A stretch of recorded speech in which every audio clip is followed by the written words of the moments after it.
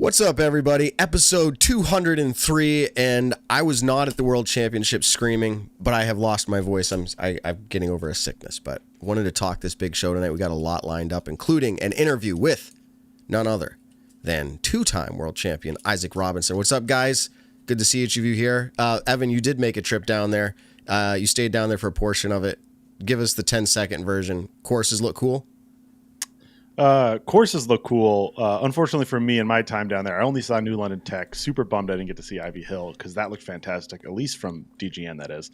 But everything I heard was it was fantastic. A great one to be at. People were stoked, and there was some great disc golf. So especially seeing it at New London, that course was phenomenal.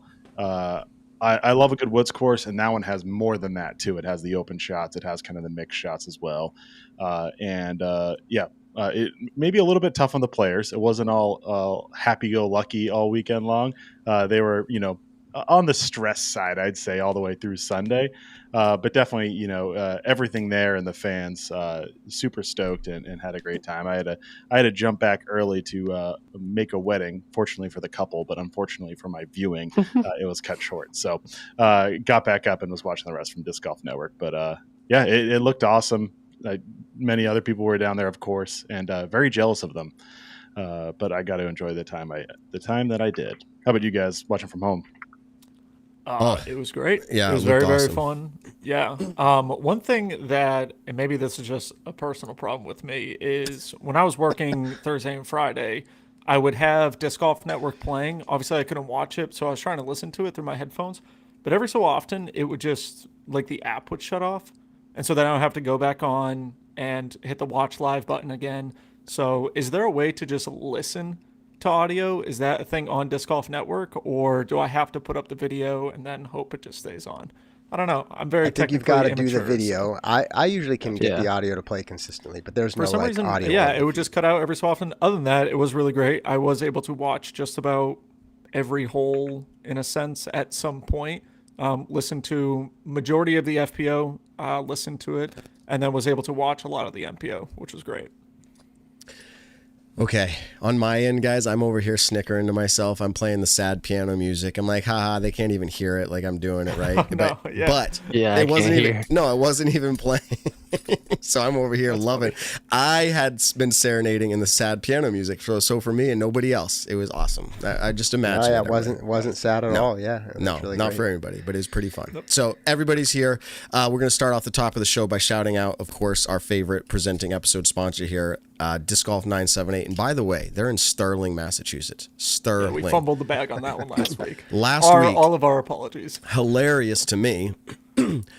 We pretty much said every town around it. Literally, if you look on a map, it's every bordering town around it. And I blamed it on Evan because Evan lived in Clinton. And so I did live in Clinton. So I was like, oh, Evan lived there and he played all the time. And Sterling was just out of my brain. So I said Clinton. It didn't sound right. But anyways, it's Sterling. So if you're in the area, or you're New England Northeast, or you're stopping in, obviously to come out and play World Championship courses, including Maple Hill and many others, Meadowbrook being added to this list in the top 100 in the world, check out Disc Golf 978. That's who we're talking about here. Disc Golf 978 has the rock bottom prices that you can get online. They'll ship anything for free if you're spending over $25. They have all of your disc golf needs. We love 978. Again, we experience it maybe a little bit differently than everybody else up here in the Northeast. They are genuinely invested in the disc golf community. They give back nonstop. I have benefited from that time and time again. You will experience the same customer service. They do custom apparel. Disc Golf 978. If you use the the code, we love 978. You'll get special savings there, and let them know that you heard us here. In addition to that, there is a restaurant at Meadowbrook. Meadowbrook Orchards Disc Golf Course. Doesn't that sound like heaven? Meadowbrook Orchards Disc Golf Course and Disc Golf 978. The owner, none other than Dave Chandler. Shout out, Dave. He's supported this show for a long time since he got into disc golf, and he is looking for, you ready for this? We've never done this before. Looking for line cooks. He's looking for front of house staff. Is that you? Ben. This is right up your alley. You could be making people. What's your go-to meal, Ben? If you're gonna make something for someone. Oh, he's muted. Oh, Ben's muted. And he's gone. he's going to apply right now. Yeah, he's going to apply. Literally, right. He's like, I'm out of here. Are you He's back? got to go to work. Oh, okay, hold on. That's You're pretty funny. We were asking what's your go-to meal if you're going to make it for someone. My go-to meal if I'm going to make it for someone is Spanish rice and beans. It's the greatest creation of all time. I recently just filmed my my abuelo, Poppy, we call him, make his secret recipe. So I got that on deck. Gonna post it to YouTube privately so no one steals the recipe. But I'm very excited to have learned that, and that's who I would give because it's life-changing. I mean, I'm sure you guys have had Spanish rice and beans or just like white rice and black beans, but it's called I forget, something habichuela, which means beans, but I forget what it's exactly called. You have to have it a certain way. Okay. All right. Well, send us the private YouTube link later. That's all I can say. I will. And now back to anybody who wants to apply for. So here's why I mentioned this, and that was perfect. So Dave, that's what you gotta. Ben will make that if you hire. So and Sky, Melissa. He's looking for people that could work the weekends, but there's other availability. But simply reach out to disc golf. That's pretty easy at meadowbrookorchards.com. Again, disc golf at meadowbrookorchards.com. Now, there are a few perks to this. If you do apply, he hires you. I'm considering making some meals for them over there. Maybe I'm a line cook. I don't know. But if that's you, check them out. The perks are free disc golf at a top 100 course in the world and discounts at Disc Golf 978, which is located right there on the premise. So sounds pretty cool. Thanks, Dave, for supporting the show. We hope you find someone to to cook meals for everybody there. We look forward to that. So we talked a lot about this intro here, the people that we love, the sponsors of the show, and we are really proud to have them as our sponsors. But something really big happened this week. 5 rounds of disc golf, 2024 PDGA World Championships. Evan Statmando played a big part in telling the story, how it was unfolding, as far as, the history, the things that have happened before or haven't happened before. Go ahead and give us that recap if you're ready. Yeah, long-running tournament. 1982 was the first year we had the World Championships, and it was one division only. And then in 1983, we had both MPO and FPO, and it's been running virtually every year since. Just one hiccup in 2020, the World played a little bit of a bigger part that year, unfortunately. But what a fabulous event. It's hard to pick a favorite event in disc golf, but if you do pick a favorite event, I think it's generally this one. And both divisions were incredibly exciting. But on the final day, I think the FPO might have taken the cake with Evelina Salonen winning not just for herself and her friends and family, but all of Finland. She wins her first career PDGA Pro Worlds title, and she's the first player from Finland to win PDGA Pro Worlds and MPO or FPO. It's her third major title of her career, winning Kona Peach Day in 2018, and then winning PDGA Champions Cup earlier this year. That was a monumental win for her, and then she gets another one, along with 2 Elite Series wins this year. Quite a season. We'll talk about that more later, I think. And winning for Finland. I mean, I want to quickly jump to that press conference, or not press conference. It was like on-course interview as she gets the trophy. And she's talking about what it means for her friends and family, and really emotional moment for her after just winning. And then gives a message to her grandparents who don't speak English, according to her. And she gave him a message, in Finnish. And that was so heartwarming, and wish the best for her and her family to celebrate that. She is flying back home today to go celebrate in Finland, taking a quick little celebration break, it seems. So very exciting for her. She now has finished top 5 in all 4 majors this year. The only player to do that in FPO. That is pretty impressive. And as I noted, she does have 2 majors to go along with 2 Elite Series wins. Like that, that's a good season. Looking at all FPO majors in the 2020s, this is really interesting. Salonen's now up to 2. 2 over 3 major wins have been in the 2020s, so not all of them. Kristen Tatar leads with 6 wins in the 2020s in majors. Pierce with 4, and then Katrina Allen, Haley King, and Missy Gannon all have 1. But if you count that up by continent, Europeans are winning 8-7 in FPO major titles in the 2020s. Neat fact right there.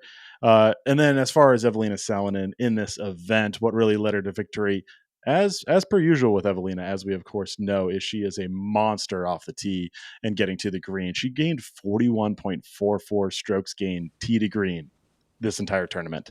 I know we had 5 rounds, and that's a lot of rounds to rack up those strokes gained, but 41.44 is insane. That's the most we've ever seen in a tournament all year. That averages to 8.288 per round in strokes gained tee to green. And then here's a neat little way to look at it too, is she was gaining a stroke on the field every 4.223 throws. So a little over every 4 throws, tee to green, she was gaining a stroke on everyone in the field, or I guess the field on average. When you look at it that way, it's the 10th best event by strokes gained or throws per strokes gained tee to green. Owen Scoggins had the best at the Open at Austin, but still absolutely incredible and monumental way. She led in strokes, in C1 in regulation with 53%, and C2 in regulation and 73%, and then also led in bogey rate, only bogeying 13 of the 90 holes all tournament. Of course, with those incredible good skills to get to the green, it was a similar story as we've seen in the past with Evelina Salonen. She putted 63% from Circle 1X. That was 40 of 63 for the entire tournament, and then didn't make a single C2 putt out of 23 attempts. And overall, she lost 11.74 strokes gained on the putting green. It looked pretty...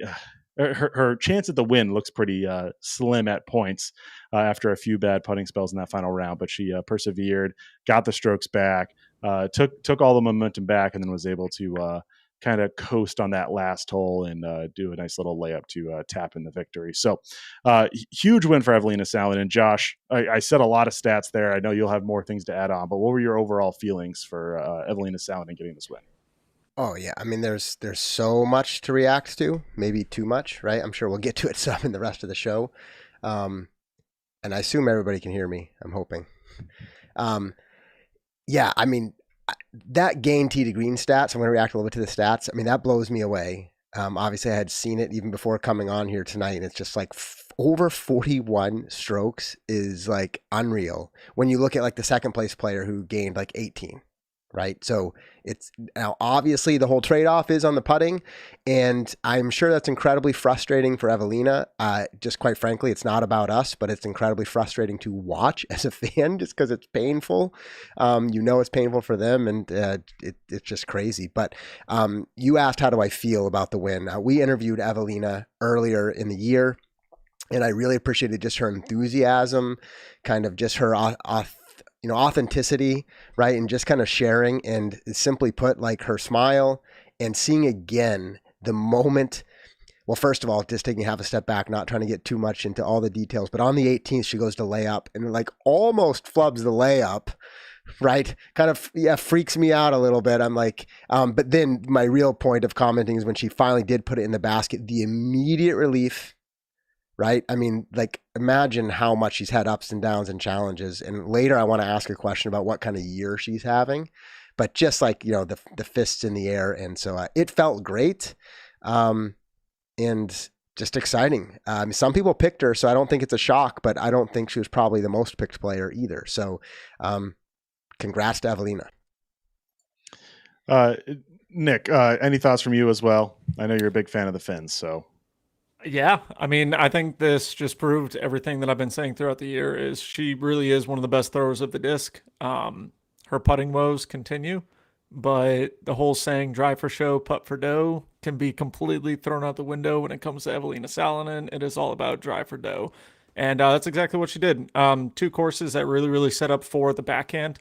She also has, I would say, a pretty underrated, not power forehand, but when she does need a forehand, she gets the job done with it. I wouldn't say it's on like Kristen Tatar level, but at the same time, she makes it work when she needs to, whether it's approaches or laying up into a fairway. But yeah, definitely 2 courses that really complemented her style of throwing. And it just turned into where I guess she didn't need to putt. I mean, we could talk all night about the putting woes, but other than that, honestly, she threw it so well, and that's ultimately what led her to the victory. Matt, I was going to give you the space because I know you're getting over that sickness, but it looks like you want to say something. So I'm gonna give you the space because I know you have at least thoughts. I'm kind of forgetting what I was going to say, so we'll just leave it at that. But I did have something, but I'm not going to ramble on. I don't remember it for sure. So. Yeah. All right. Well, a neat little stat I'll throw on before we make our way to Isaac Robinson is the top three spoiler. players. And did we not say that at the start? Here's what I was going to say. You reminded me. Okay. Go ahead. Evelina, we did try to line her up. We contacted her, had conversation. She was traveling to Finland today and tomorrow, so unavailable for media. We said we'd line her up when she's available sometime. We'll probably do a pre-recorded interview with her. But that's what it was. I was going to let people know. And she's going back to celebrate with her country, which is awesome. Sorry about that, but you jogged my memory. And again, to reiterate, I said a lot of things, but she is the first player from Finland to win the PDGA Pro World Championships in either FPO or MPO. So an incredible accomplishment. She was actually the first player to get a podium at PDGA Pro Worlds in those open divisions from Finland. In 2019, she finished second at Worlds that year. Henna Blomers also has one from 2022 out in Kansas. So they're the only two players to ever podium at PDGA Pro Worlds from Finland. And then Evelina Sound is the first to get two and first to get a win. So very incredible for her, really, really leading that whole nation there that, as we of course know, is so influential in disc golf now and just so hungry for the sport. And they almost got two wins, but not quite. But the final stat for now, I'll throw in FPO before we head over is the top three in strokes gained tee to green were all from Finland. We had Evelina Salonen with, again, a whopping 41.44, Heidi Lane with 28.14, and Henna Blomers with 27.61. You always know Evelina Salonen and Henna Blomers as leading that, but I think Heidi Lane, which again, Esa-Pekka gave us a great pronunciation of all those. Oh, okay. I was pretty close, and that sounds better.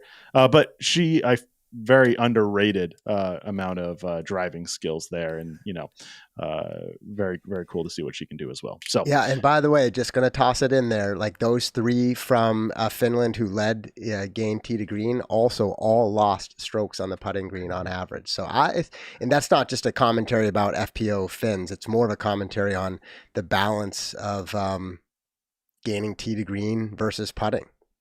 Right, Ben? Right. For our listening audience, that was funny. I just put him up full screen. You know what? I have to expose this now because show what I was doing. I literally because I was looking at the stats and I just texted. I remembered, I wanted to text Silas Schultz, and I just texted him, congrats on having the best finish at Worlds for anyone who started a B pool. That's all I was doing. Just congratulating him. So he was a B pool world champ? Yes. Like nice. You know why? Nick, here's where my brain was going. I was like, I remember Nick was the B pool. Let me see who was this year. And then I just saw that was Silas. I was like, oh, that's cool. Let me text him. Yeah. That's literally where my head went with that. So it was relevant. For our listening audience, Ben was looking down. He was texting. He couldn't see, and we pulled him up full screen for our viewing audience, and he had no idea for, 15 seconds, 10 seconds. Yeah. So there you go. Shout out Silas. Sorry, Evan. I just saw an opportunity and I had to go. All good. With it. That was funny. Hey, you know me. I'm glad you guys kept talking, so he had no idea. Yeah, any poking at Ben is good in my book. If it's in reason, Ben. I know, but no poking at you, Kearns. You gotta watch it. Whoa, no, you poke me plenty. You gotta watch it back, Ben. All right. The winner of both pools in MPO, in A and B, although starting in A, was Isaac Robinson, now a 2-time PDGA Pro Worlds winner and a 3-time major winner in MPO, back-to-back winning Worlds, winning it last year in Vermont and then this year in Virginia. The first time we've seen a back-to-back MPO Worlds winner since 2017 from Ricky Wysocki. Only 4 players have done that previously. I guess 4 different players, starting with Ken Klima, who won quite a number in a row, and then Barry Schultz, and then Paul Macbeth, who won 4 in a row, and then Ricky Wysocki, who won 2 in a row back in 2016, 2017. Isaac Robinson also went wire to wire, leading after each round of the tournament, whether outright or tied. He was tied after round 1 with Anthony Barella. Both shot scorchers at New London. We talked about that before, like what would be the hot round. I think I guessed higher than that, like a better score, but still 11 down for both of them is insane at that course.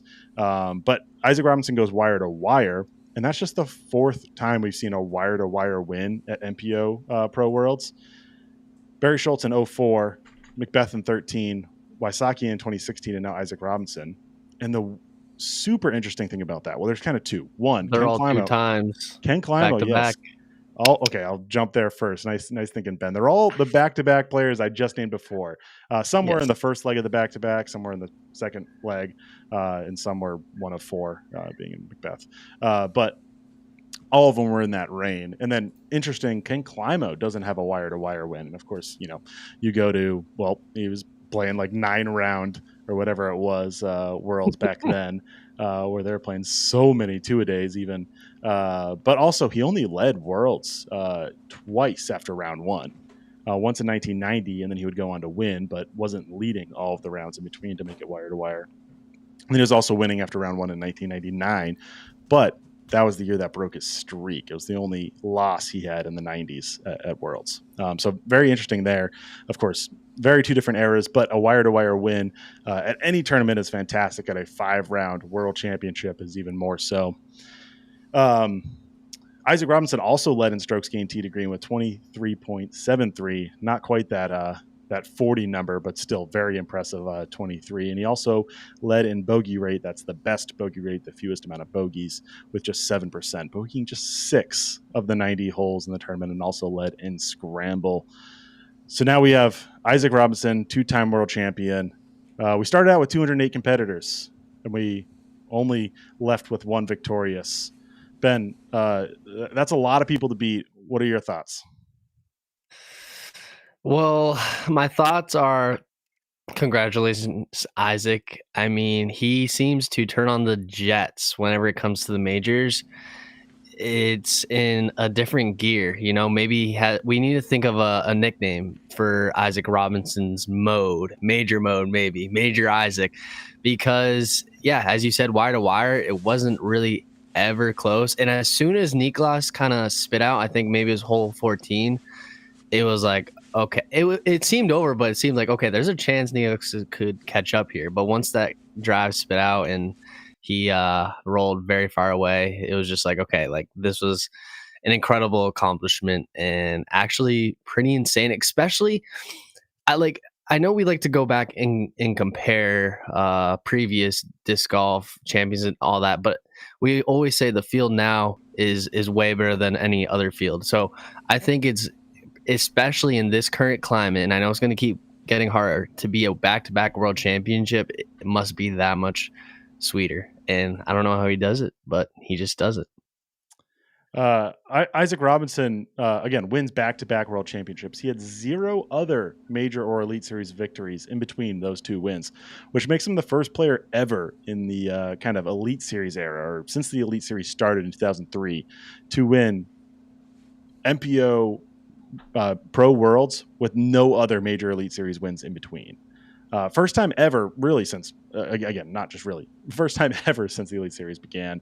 Of course, Climo did it without majors or its Elite Series in between. I mean, Harold Duval did it back in the 80s as well, just because there weren't Elite Series or really other majors to win in between Worlds. So now that we are in this, major and Elite Series schedule for over 20 years now, we have never seen someone get multiple wins and then just win nothing in between, it's only been 1 year, which speaks to some of that stat as well. And he had one prior to it, of course, but thought that was interesting. Matt, I'll go back to you. Any thoughts on Isaac Robinson? Well, I was just curious, as a sidestep to that stat, was like James Conrad winning Worlds and not having won since then. Is there a stat for that? Like, how many people do that? But anyways... But that was just a thought. Just a thought as you were saying that. No, congratulations to him. I would not have picked him to win. He would have been in my top 20 for sure, because that's how he's playing, but not to win. It wouldn't be the year that I thought that would happen. That being said, strategically, I could have remembered how he comes out in these majors. He won the Champions Cup, he won Worlds, and maybe that's a thing. Now I believe it's a thing. I saw something fun online. Shout out to Dixon Jowers if you're in a Facebook group with him. he mentioned, I think it was him that mentioned and posted it up. He says, when I'm watching, more or less, he says, I watching Isaac play disc golf, you think, how does this guy win a world championship? Like during this season, you're like, how does he win a world championship? He can't win anything. But when you see him playing worlds, you think, how does he not win everything? And it's true. It is unfathomable how he is not really making any mistakes at all. Full execution mode. If you're rooting for somebody else to win, he's actually making you mad. You're like, make a mistake. So congratulations to him. Incredible. The poise and all that he brought to this world championship. A lot of people say he's not the most, maybe it's marketable. I think likable is tough, but just as far as like someone that stands out as you're like, oh, I love this guy, right? And I see that being talked about a lot, but the way he carries himself is super professional. I've heard people say that same thing about Paul. Everybody's personalities are different, but that doesn't mean that you're not fantastic champion and ambassador for the sport. Everybody has a different way to bring that, but congratulations to Isaac. And to add on to that Facebook post that you mentioned, Matt, correct me if I'm wrong, but that was Isaac Robinson who commented below on that post about, oh, and that's right. Why don't you win more? But then when I watch you at Worlds, why, he said, win everything. The question was, so how does he not win everything when he's playing? And anyways, Isaac did respond and he said same, as in he agreed. So that was fantastic. Good sport right there. Yeah. All right. Before we move on, I'll open up to anyone. If you had thoughts on winners, Nick, Josh, if you have anything on Isaac Robinson, Ben, I didn't call him. Are you saying we're moving on from Worlds talk? Oh, we're going to talk Worlds all night. We're going to talk Worlds. Yeah. We're going to go into Pop Drop review, and then we're going to talk about the rest of the leaderboards. So I want to keep it to just Evelina and Isaac for right this second. Okay. Just whenever this can come up, this is my question. Whenever, and it's more for Nick, but you don't have to answer now. But I'm just curious about New London and the changes, and if it played easier, or if just people dominated. If it played easier because of the changes, or just because if it was just Nick, answer that question, because we can take that now before we get into Pop Drop Lock. But I'll do it quick. I think it was you previously to set this up. I put it in a chat. Evan wasn't sure, but I feel like there was a bet somewhere made in here where Nick bet. He said nobody's going to shoot double digits. Did it happen? There was a couple. But anyways, did it play easier? I don't remember exactly what the bet was. I mean, I could go back to that term and say probably like the first round, 2 people shot 11 down, which is absolutely insane. The third round, which is the second time they had played it, no one shot double digits. So you had kind of the first round where 2 people, Anthony Barilla and Isaac Robinson, played incredible. And then after that, it was 9 down or less. And so I was almost true with it. The thing is, like 1, 2, and 3 did get easier. Some shots that were pulled on hole 1 normally would be OB. They were not for this tournament. Same thing with hole 2. A lot of the up shots on people's second shots would have landed OB had the OB still been there, as it is in casual play. Hole 3, I don't remember a ton of drives on coverage being too far to the right, but if they were, probably would have been OB. But they also added a crap ton of OB on hole 18, which is usually never there. There's OB off to the left, but it's not as far up as it was, and there was no OB on the right, unless you go into like the parking lot. So that made hole 18 way tougher than it's ever been. Realistically, though, I mean, it played probably a stroke or 2 easier. I would say maybe 1 stroke easier at when all is said and done with it. But that's talking like overall average, meaning you're saying like it played a little bit easier with the changes to the OB, et cetera. But then when you look at somebody like Isaac and AB who threw 11 down, they didn't take advantage of those changes. In other words, they didn't throw to anywhere where there would have been OB. Right. So it just depends what conversation you're having. Right. It's like, on average, statistically, it probably played a touch easier for the whole field. Because we saw on coverage, some people did pop right, and it would have been OB on hole 1, for example. Honestly, but like Isaac, when he's literally parking hole 1. Yeah. Like, sorry. Yeah, whether there's OB, Isaac shots on hole 1, there could be OB 7 feet from the basket, and he still wouldn't have been OB. That's how good his shots were. And so, which just shows how incredible those 11 down rounds were. It's not like the course softened up and they threw an 11. They played an incredible first round. And to your point, on average, even the next day they were there, it didn't happen again. So I just think those 2 rounds were, if care about ratings or not, they were the 2, because AB and Isaac both threw an 11 down. They were the 2 highest rated rounds of the whole tournament all 5 rounds. So. Which definitely surprises me going to the more open, OB riddled golf course. But it's pretty awesome. New London actually rated pretty well. Usually it's a pretty awful rating course, but I think with, the added OB on 18 and just the significant, like the course is hard regardless. You could put no OB out there and the course is still going to be pretty damn hard for a lot of players, especially anyone under the 10-20 rated club. The course is very, very challenging. So, like I said, 18 got significantly harder, though. And just to clarify, I'm doing this from memory, but I think Ezra's final day round at Ivy Hill was rated 1 point less. So I'm kind of, yeah. The point is that was also a scorcher of a round, clearly, to put him in the top 10. Hey, I don't know. I know we're getting to pop, drop, lock, but maybe let's just finish the course talk. The rest of you, do you think these courses provide the right level of challenge for Worlds? And by the way, let's hold specific things like hole 14 at Ivy Hill. We'll talk about that, I think. But just in general, the courses, is this the right level of challenge for a pro Worlds, MPO and FPO? So I'll take first take on this. And the only reason I'm trying to take first take really quick is I played Worlds in 2021 out in Utah, where we used the Mulligan's golf course and then the Fort disc golf course, where you had the super wooded one and you had the absolutely wide open one. The worst I took over 5 rounds at that tournament was a bogey. I don't think I had one single double bogey on both courses. I finished 43rd. The courses in 2021 were so significantly easier compared to, and that's just watching. I haven't ever played the Ivy Hills golf course, but out in Utah, it was flat, just flat out on the golf course. In Virginia, obviously, Ivy Hills was insanely elevated. The one green at Ivy Hills was more elevated than what seemed like the whole golf course at Mulligan's. I think these were 2 top-notch Worlds caliber courses. I think New London is one of the best courses in the country. It's designed very well. You could argue it's not very lefty friendly factor into it. It's funny because I don't buy it. Isaac Robinson winning with probably not throwing a single forehand this whole tournament. It kind of proves that point with New London. But I don't know if I buy it. There's I think they're world class. A 14-year-old / 15. He turned 15 while he was competing. Lefty from Connecticut. Yep. Was top 30, and he's only lefty. Yeah. Why there was significant incredible. Other players who were lefty, and I'm thinking to myself, I knew there was complaints about it. And I said there was a 14-year-old lefty who went out and got top 30, or that's where he was. I think he was top 40. I don't know where he finished, but that's not saying it's. I agree to the point that it seems more dominant one way. I think it's easier to play as a lefty on that course than it is to play as a forehand dominant player on that course. Yeah, I think lefties have a lot better touch. That's huge. A lefty, it's a lot easier to flip up a mid-range and get it to glide for them to the left with a backhand and kind of have that soft, gentle fade with it, especially Wyatt. He's absolutely incredible at the game. But being a forehand dominant player, I would say, and this was talking about players throwing forehands on 80% of the tees. New London does not set up for that. Especially with a few of the holes. Hole 6 instantly comes into mind. Hole 2 comes into mind. Stuff like that. But yeah, I agree with your point, Matt. And to extend on that too, I think New London was a lot of hitting gaps, or at least on the wooded holes. It was hitting gaps and then being in the right landing zone.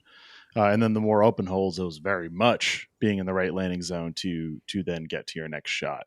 Yeah. And that's the combo of hitting gaps and then being in the right landing zone is so much harder than you think. I know, Nick, we played Independence Park when I was down there. I thankfully played doubles because it ripped me apart, and I was riding on my doubles partner off the tee.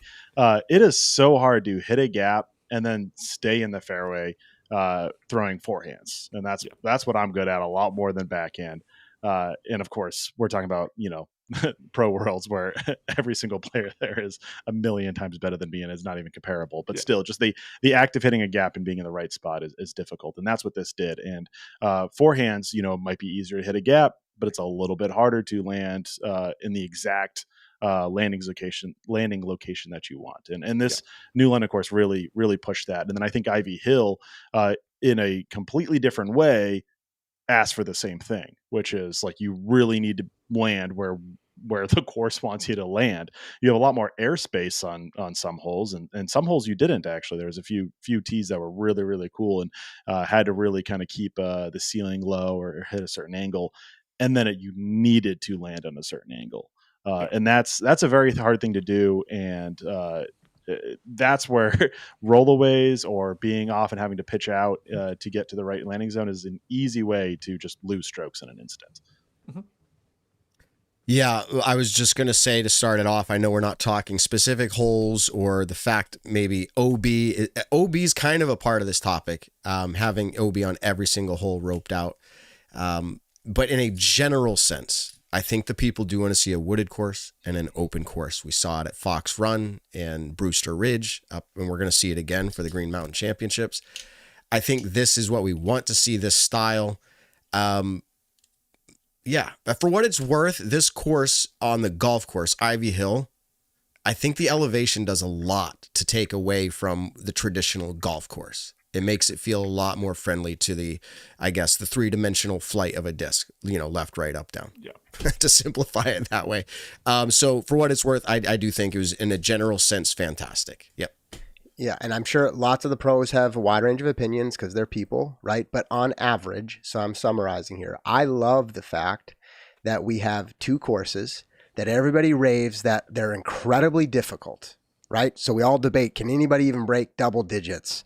They have to, they have to play precisely. Even things like, and I realize maybe it's a stretch, but man, it's exhausting walking, right? Ivy Hill, like the whole thing is grueling. So it's like you want the best, hardest test for your professionals. And at the same time, most of your professionals on average are raving that these were great courses and great venues. And they all have critiques on specific holes, etc. But like when you can make something that's incredibly hard and test the pros and they like it, I'm like, that's perfect. So sweet spot. Yeah. Yeah, this was one of those things where majority of the pros that I've talked to, seen on social media posts, stuff like that, all absolutely loved it. It was two completely different styles of courses with it. And I mean more so towards the walking and the elevation aspect of it. New London's actually, it's a very difficult course, but it's a fairly easy walk. Like Independence Park, Evan, that you played, is 1,000 times harder to walk, hike, and play, when it comes to your body fatigue than New London is, I would say. Yes. But Ivy Hills, from what I heard, and a lot of pros during practice were using golf carts, and thank goodness they had those available, because from what I heard, it was a very, very grueling walk. Even as spectators, volunteers, staff helping out there, they'd all said, the walk in and of itself is pretty gnarly. And I've played golf there before, and no way in hell am I not getting a golf cart when I go golfing there. So, yeah, I know it from a little bit of experience. There you go. Awesome. Well, I mean, I know we have other topics to cover later. I'm going to come right out and say right now, we're looking forward to talking to Isaac. We have other things to cover. We're going to have a hard time not going 4 hours tonight from a post-world show, but we're not going to because we won't make it 4 hours. But they're just so each topic literally could be 20 minutes long. We've barely dipped our toes, but that's part of the excitement. And technically there's no event next weekend, so we can do a carryover, right? Yeah. We'll see what happens. Carryover. So let's do this. Before we get into Pop Drop Lock officially, we want to do the MVP Open by OTB Insider Pass. That's a mouthful, but that's worth $1,000. We've been talking about it for quite a while. We had a lot of people sign up for this. We had a couple hundred people playing the game, and there was someone who took it down. And before I get into who that was, let me talk about what's happening at MVP Open and what they also get to experience with this Insider Pass. Every day is special at the MVP Open by OTB. Thursday and Friday, they play hole 1 as a par 3 to the basket just past the pond. Guys, I'm really looking forward to that. The gold tee pad up near the stands to just the one right on the edge of the pond, far side. Really looking forward to that. They play that as a par 3. And then they play hole 9, which is the first and ever par 5 at Maple Hill. It's been increased beyond where it was last year as a new hole, all the way across the landscaped little peninsula that is iconic to across the pond, where you'll be amazed at how people play this hole. On the weekend, it goes back to the normal version of the holes. this is really a different way to do it. We don't see this a lot of places, just changing a specific hole or two. Calvin Heimberg was the one who brought this up to the Course Pro, Gage Benson. Thursday is also the player meet after the round. Friday is the East Coast Metal Roofing $20,000 giveaway. Saturday is the Ice Cream Social and Dance Party, and Sunday has the pond jump. So honestly, living where I live in Leicester, and Ben in Leicester, and all of you have ties to this location on the show here. We can't wait for the MVP Open. It's just, how far is it? Like 3 weeks away? No, it's 4. It's the end of the month. I'm rushing it. Yeah, 4 weeks. Steve Dodge says, I think I can put his name out there on this one. I'm looking for Kristen to get her first Maple victory. Matteo and Simon Lizotte 2-hole playoff to determine the winner. Who do you have taking it down? That would be, people would be feeling sick in their stomachs rooting for Simon and Matteo together. Like, can't root against any. The amount of cheering would be insane. So there you go. So drum roll, if we had it, this goes to, and this is kind of incredible, by the way. This goes to, and I never do full names, so I'm going to do it for this prize. If anyone knows him, shout out. Jake Wrestler from Virginia. Ooh, congrats, Jake. He takes it down, and not only did he take it down to the people who submitted to play this, like, so we said, hey, whoever wants to go for this insider pass, everyone get in on this that wants to go for it. We had hundreds. We only had 53 people go for this insider pass. He got first place out of everybody that didn't, whether they're playing for this pass or not. He won Pop Drop Lock. So he takes it down. He wins the prize, valued over $1,000, and he gets the hooligan giveaway that we do each time someone wins. So this is the biggest giveaway ever for Pop Drop Lock. Without further ado, let's get into our own review with Pop Drop Lock to see how the show performed, and maybe we can get an update on our standings. Okay. Again, shout out Hooligan Discs, sponsor of this segment all year long. Fantastic discs. I'm wearing their hat right now. I love repping Hooligan. So, all right. I'm going to have to do the best I can to recall from memory what order we're going here. But Josh, your picks for points. We're going to start with you, I believe. So we got 13 points, yeah, Josh. of course we are. Yeah. Positive points. Did you, I didn't look, did you get a lot of negative points with somebody, or was it just very low positive? Yeah, it was Paul pretty Macbeth. much just, yeah. Well, but Paul gave me 14, Yep. 14 points on the pop, just 0 on the lock. Okay. Or 0? Yeah, 0 on the lock. Yeah. So, like, Madison Walker, -3. Yeah, it was just a below average performance, you know. Yeah. Oh, well. Okay. I was on a streak there for a while. So, anyway.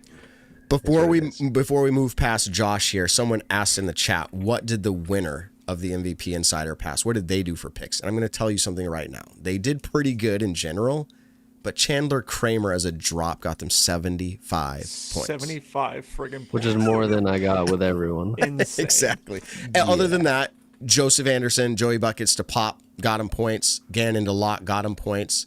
Chantel Budinsky to drop, got him points. Kristen Tatar to lock, got him points. The only one that got 0 is Elizra. I'm not sure why, but she DNF'd.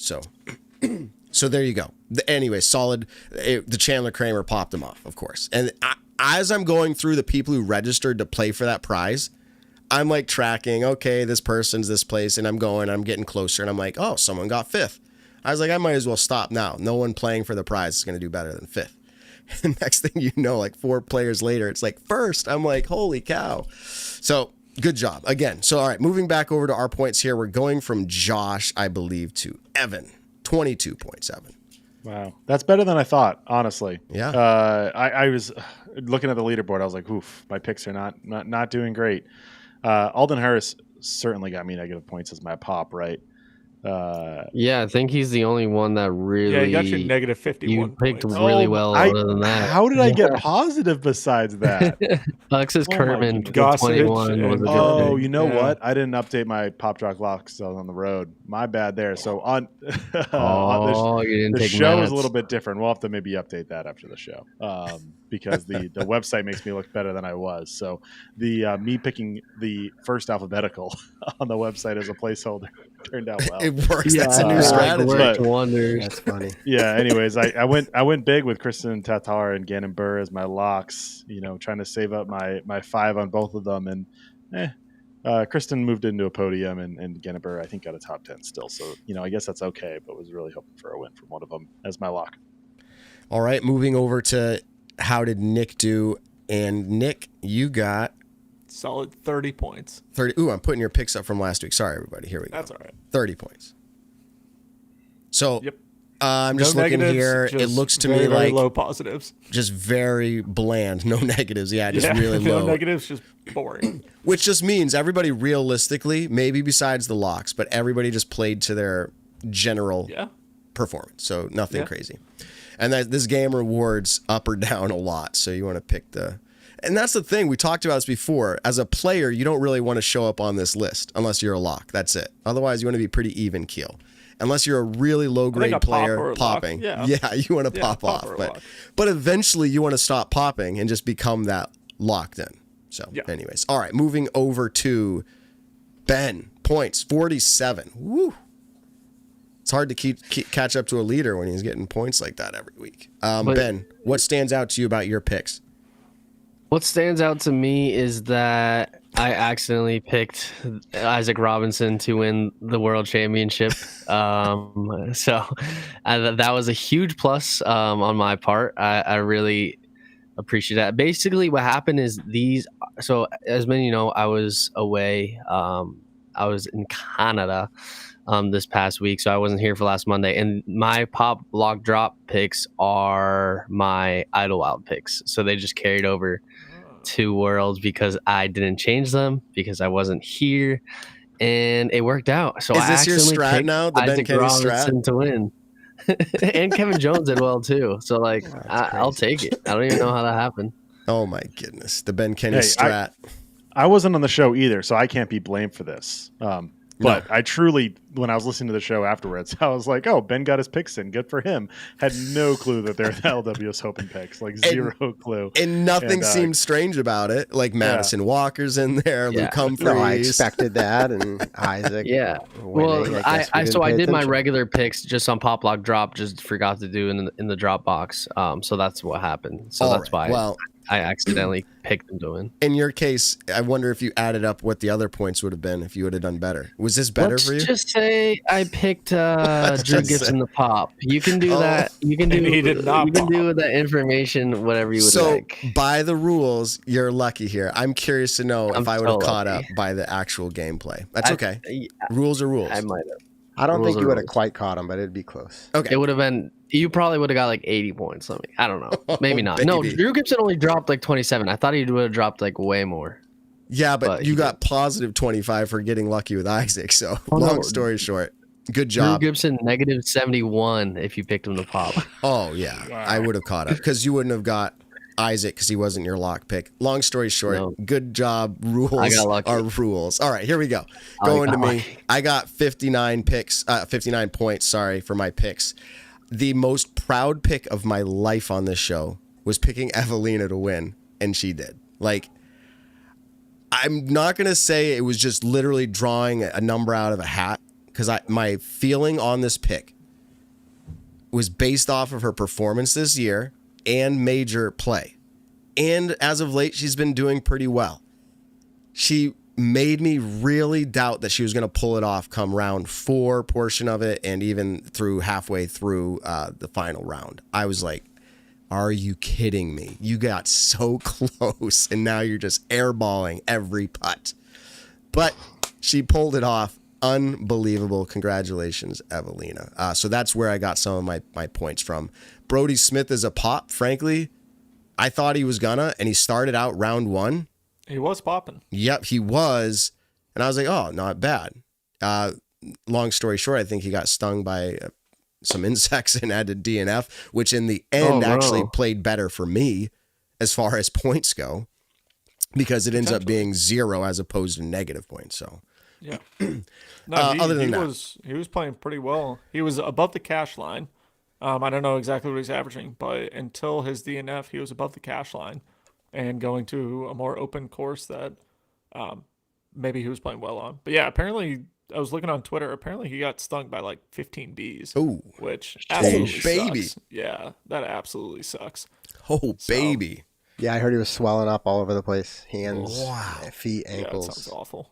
Yeah, bees apparently were a pretty gnarly problem, and Probably the like New London side of ground things. wasps or something. Yeah, the ground wasps. Yeah, they're Yeah, if ridiculous. you get off, We- you get a little off the yeah. the fairway. Get a little off the beaten trail, and there you go. And there's a lot of places to get off at New London. Raise your hand in the chat or whatever. Like if you've ever I done think that, it was Ivy Hill, but yeah. stepped on a ground nest or any nest for that matter while playing disc golf. I've never The stepped on the ground nest. the I walked surprise is into one at unreal. Pyramids. Yeah, I walked into one at Pyramids, and one of the Christmas trees was literally going to grab my disc, went underneath, picked it up, and literally as I lifted my head, I hit it, and I got lit up. The whole backside of my neck completely lit up. Yeah. Horrible. We'll save it for So- another day. But Matt, my favorite ground beast story is you and me when we were kids. Yeah. Probably pre-disc golf era. The swarm that chased us. Imagine thinking something funny's in the ground, and so somebody's just stomping a hole on purpose. Stomp, stomp, stomp, stomp, stomp, and it's a ground beast. Imagine what happens after that.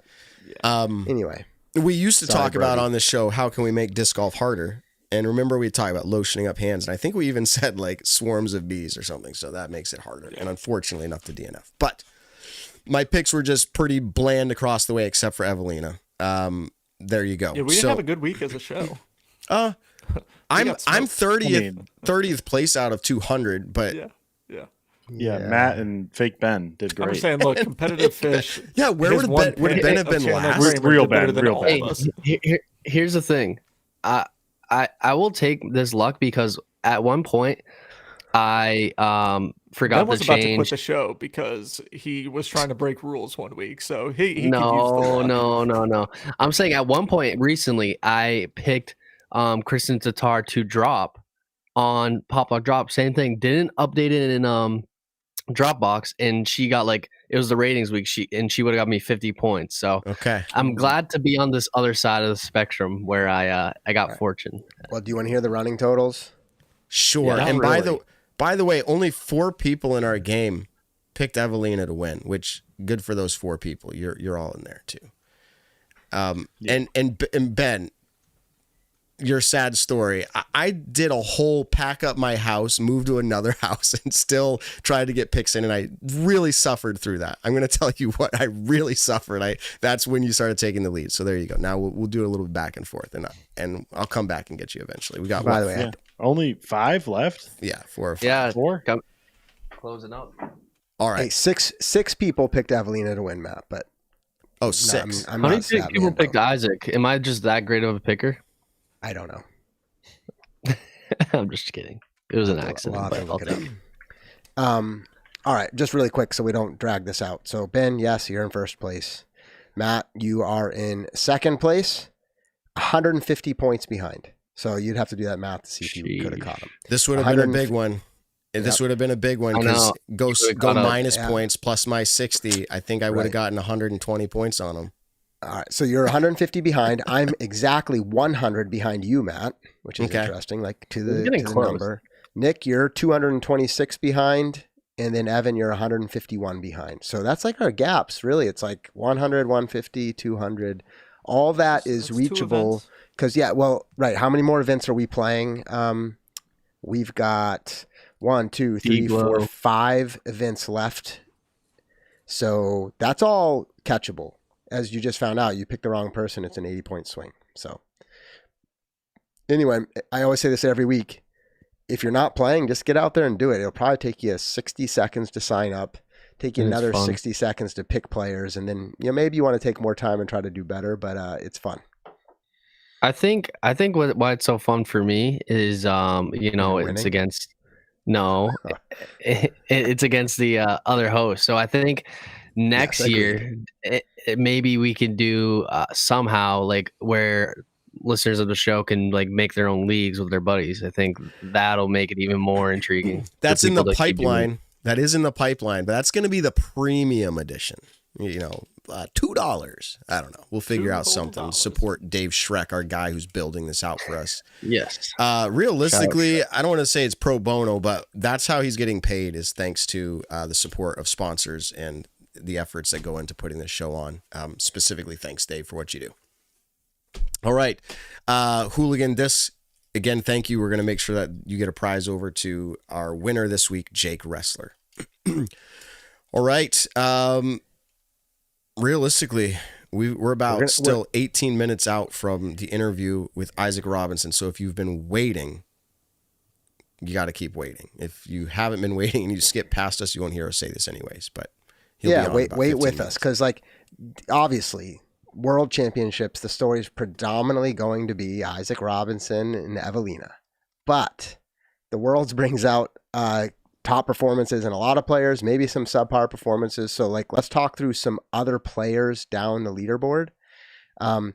I can rattle off different names, but Evan, I think you probably also have some stats. Do you have anything you want to start with, or do you want me to kind of just go through some players and let's kind of reflect on them? What do you want? Yeah, well, let me start here because I don't think we have to go that far down to have some good discussion. I want to talk about Kat Mersch and Holland Hanley first, and then some other good names in MPO, and even Kristen Tatar too. But anyways, Kat Mersch and Holland Hanley made kind of the trio with Evelina Sallin, which was the final round leaders at some point or the other. And actually, let me run it down real quick on a by hole basis. Who was leading at a certain point? So we entered the round with Holland Hanley, who was leading from the start of the round all the way through hole 3. After hole 4, Evelina Sallinen caught her, and they were tied for the lead. They were actually 4 strokes ahead of Kat Mersch. Then Evelina Sallinen takes the lead and has the solo lead for 4 holes all the way through hole 8. But then it flips. Sallinen picks up a 6, and the other one's got a 3. On that was hole 9, so a double bogey for Sallinen and birdies for Kat Mersch and Holland Hanley, and it flips. Kat and Holland are now leading by 2 strokes over Evelina, and they co-lead for 4 holes through hole 12. And then Kat Mersch takes the lead and leads for 2 holes on 13 and 14. And then on hole 15, this was the big one. Evelina gets the birdie. Kat Mersch gets a bogey, and then Holland Hanley triples. And Holland Hanley tripled the one before, too, which really took her out of it. And then this one sealed the deal. And then so Evelina Sallinen takes the lead in hole 15 and doesn't look back and holds it for the rest of the tournament. And that was crazy because all those lead changes, I barely do it justice for how chaotic and exciting it was. But I do want to really focus on Holland Hanley and Kat Mersch just for a quick minute here. Holland Hanley, known for entering final rounds with leads and then not being able to complete it for the win up until recently. Her first 5 times that she was leading into the final round of a major elite series, she lost. But then we saw 2 where she got the win, and she was 1 or 2. It felt like the tide was shifting and that Holland Hanley turned a new leaf in her career. And of course, you're not going to be 100% in anything. And so then this doesn't say she's immediately going to turn back and be awful in the final round. But this was a situation where the course did get the best of her, and she ended up losing the lead and now loses. But then I also want to mention Kat Mersch, who plays, I think, her best major of her career. It's definitely her best finish at an FPO major of her career, and looked like she might have been the winner of this event until Evelina Sallinen passed her. So those 2 names, Holland Hanley and Kat Mersch, just general feelings. What did you guys see, and how did you feel about them? Josh, I'll start with you. Yeah, I mean, like you said, kind of chaos there in the last round. I don't know if that's really the right word, but Holland Hanley, I mean, really, after the first round when she was, performed so hot, like it seemed like it was her tournament to lose. And I'm just going to be blunt and say that's exactly what happened. I mean, obviously, you have to give credit to Evelina and Kat and Kristen, all who finished on the leaderboard above her, because they played well enough to earn that. But wow, just so disappointing. I'm sure she will take it, add it to her, experience on her resume, and hopefully learn from that. Here's what's crazy is coming into the round. Let me think how to say this. After 4 rounds, she was 20 under par. That was enough to win the whole tournament. And I know that's how scores work. It's an obvious statement, but it's like, wow, like all she had to do was even throw even or even 1 over and still wins. There's always counterfactuals because who knows what the other players would have done or what she would have done. But that's just got to be incredibly disappointing and kind of heartbreaking, and just really kind of piled up for her in those, 9 over and 6 holes. I think, in the latter half there. That's brutal. And then, you mentioned Cat Merch. I'm hesitating to call myself out because I don't remember the exact conversation, but on our show last week, Matt was going through different players, just getting raw reactions. And he asked something about Cat Merch, and I don't remember how it actually went, so I'm just going to put myself on blast. I think I kind of almost laughed and was like, no way. Like, she's a good player. I like her. She could perform, but she doesn't have a chance at a 5-round major at Worlds. And then I'm sitting there watching, and I'm like, she's going to win. And just lots of enthusiasm out there on the course. I think, again, there's no trade-off for experience, and I think her learning how to manage that headspace in that kind of moment at the end could be really valuable, and maybe she'll continue to step it up. So there's some reactions. And to note, Holland Hanley did finish 4th in this event.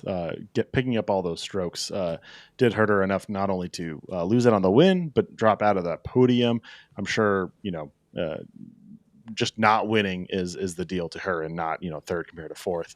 But Kristen Tatar moves up into 3rd, and she gets a podium spot where she was sitting in what was it after first round? Oh, I didn't have it written down. Let me go quickly look. It was 20s or 30s to 21st. She was 11 strokes behind Holland Hanley after round 1.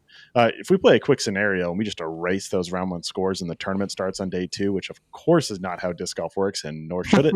But if we do that for the sake of this argument, Kristen Tatar ties Evelina Salonen, and they go into a playoff for who wins Worlds. And of course, again, everything changes in this scenario. Maybe Kristen plays with more confidence because she gets to erase that first round. Maybe Evelina Salonen plays differently and outright gets the win. And of course, this is all subjective anyways for a made up scenario. But I think, we all know Kristen Tatar and what she can do and how she can win. And really, one round lost her this tournament. If she could have cleaned up that first one, made it less severe, or even played great, this could be her winning yet another Worlds and going 3 in a row, winning her 8th major, and add on to all the incredible accolades she has. And Ben could have been $20 richer. He made a bet with me, Josh, if you recall, that he actually paid up for during the show here. He said Kristen over the field, and I said the field over Kristen for this. Whether I got lucky or I chose right and just knew my odds, he did pay up $20. Thanks, Ben. Nice. Yeah. Yep. And it looks like you're about to get $40. Kenna, please, I need you to win. Oh, wait. And Nick, what's your bet? Looks like he's about to get $20. Oh, dude, I said I'm not a gambling man again. I'm about to be $60 poorer after this year. Oh, that's man. funny. Hey, Evan, I don't know if you've got other specific stats. I know we want to move to MPO2, and then we're still counting down to Isaac. 10 minutes. Yeah, I got some good ones on MPO, okay. But that does it for FPO. If you have anything, well, yeah. So we can't drag these conversations out. But big money, Missy, 6th place, had a decent tournament, but just not enough. And then what about Paige Pierce? Obviously, a lot of people were just curious. She was talking about getting really ramped up for it. I think had some up and down rounds. She was finishing in the top 10. But finishing in the top 10, it's just an interesting, obviously multi-time world champ, one of the best in the game, and just kind of seeing her fight back. Really, I think fight back from injury, and then also just kind of, I think, different life changes and mindset changes, and really kind of trying to figure that out. And that's interesting to see.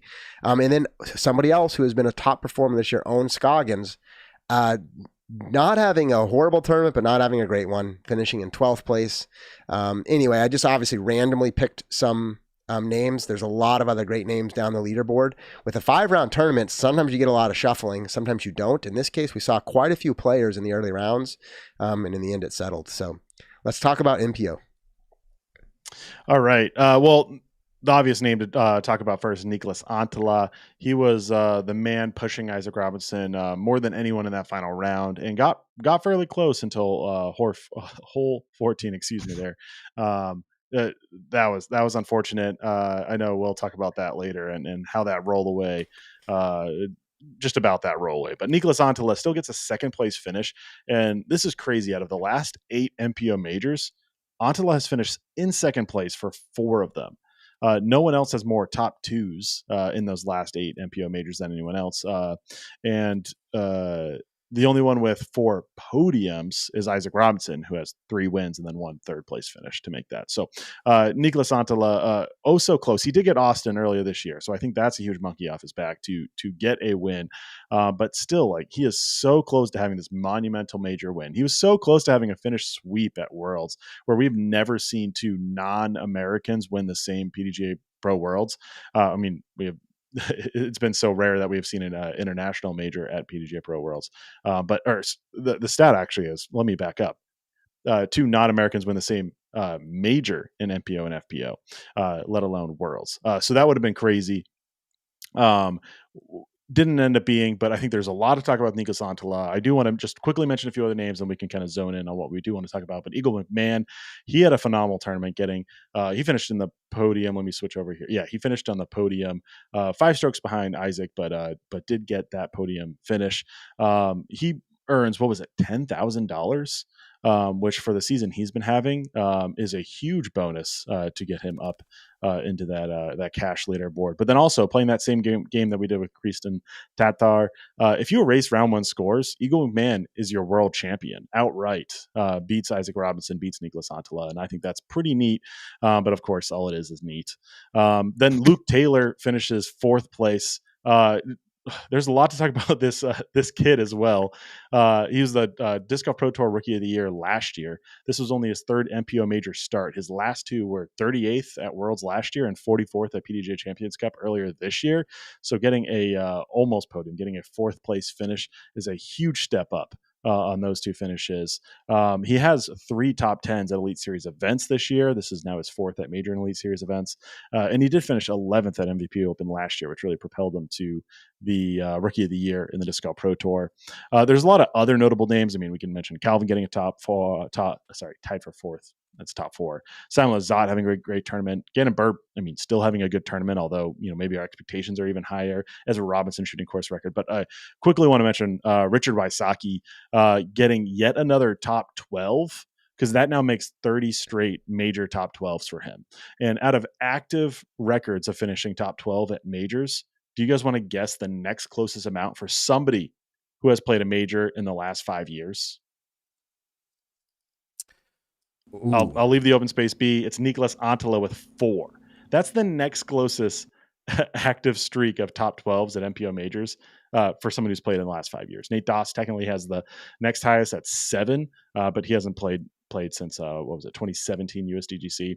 So 30 straight top 12s compared to 4 straight top 12s is the streak difference. I find that wild. So the consistency of Ricky, of course, he does want that major victory, and it's been 7 years without a win. So that was my ramble of stats. Lots. I'll let you guys then hone in on what you want to talk about, and we'll leave it open for that. Yeah, I mean, there's plenty interesting. I mean, I'm just gonna rattle off a few names down the leaderboard in a moment, but Nick, Matt, Ben, just any reaction to what Evan said, or any players you want to call out down the leaderboard, just anything that pops to you. If not, I'll read some names. I mean, Luke Taylor was a huge pop in the sense of like super young kid out of the Michigan area, I think. Yep.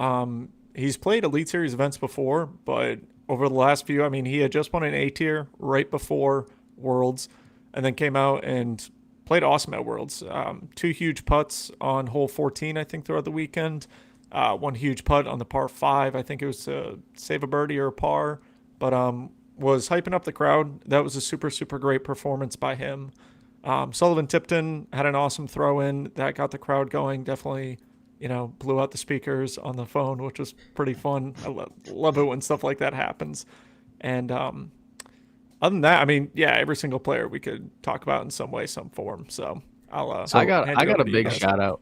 I got a big shout out myself. I'll do it real quick. Paul Krantz, the local boy, finishing 31st.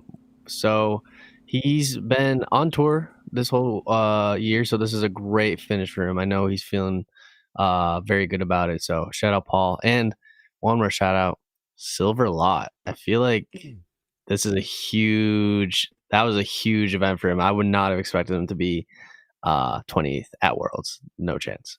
But congratulations. Yeah, agree. This is the thing about the World Championships. You can literally scroll all the way to the cut line and beyond, and you're going to see players that right? Which is why it brings out all of the best players. There's very few missing. If they're missing, it's probably because they had some injury or some other significant change to not be there, like Cole Redallen as an example. But yeah, really, really incredible names. All right, so here's one. Bigger surprise, just like raw reaction. Eagle McMahon 3rd or Gannon Burr 7th? Eagle McMahon. Eagle. Yeah. Yeah, I would 100%. say Eagle. I think so too, because 7th place is still a pretty strong finish for Gannon. Obviously, people thought he would win, but that's his that's his floor. Meaning Gannon Burr had not a great tournament, and he's 7th at the World Championship. He's insane. Makes no sense. I feel like Eagle was. We talked about sleeper. He's slow to make his splash this year. He's made a splash in the opposite direction, frankly, in quite a few events. He talks about his being open, but it's a little bit of surprise to see all of a sudden 3rd. It felt like out of nowhere. But it's just because the event wasn't focusing on him. So good job for him.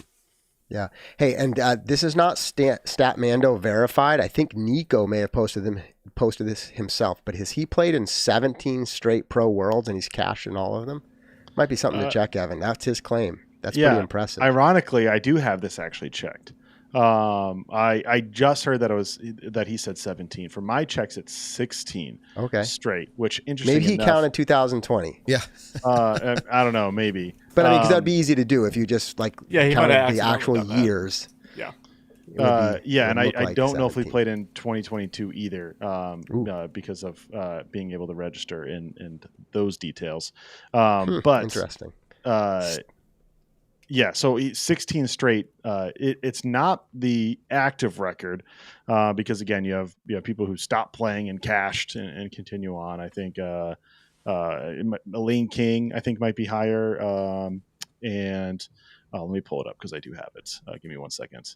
Elaine King and Climo and Schultz, they're in the 20s, and they have stopped playing MPO or FPO, and haven't played a World Championship since the 2010s.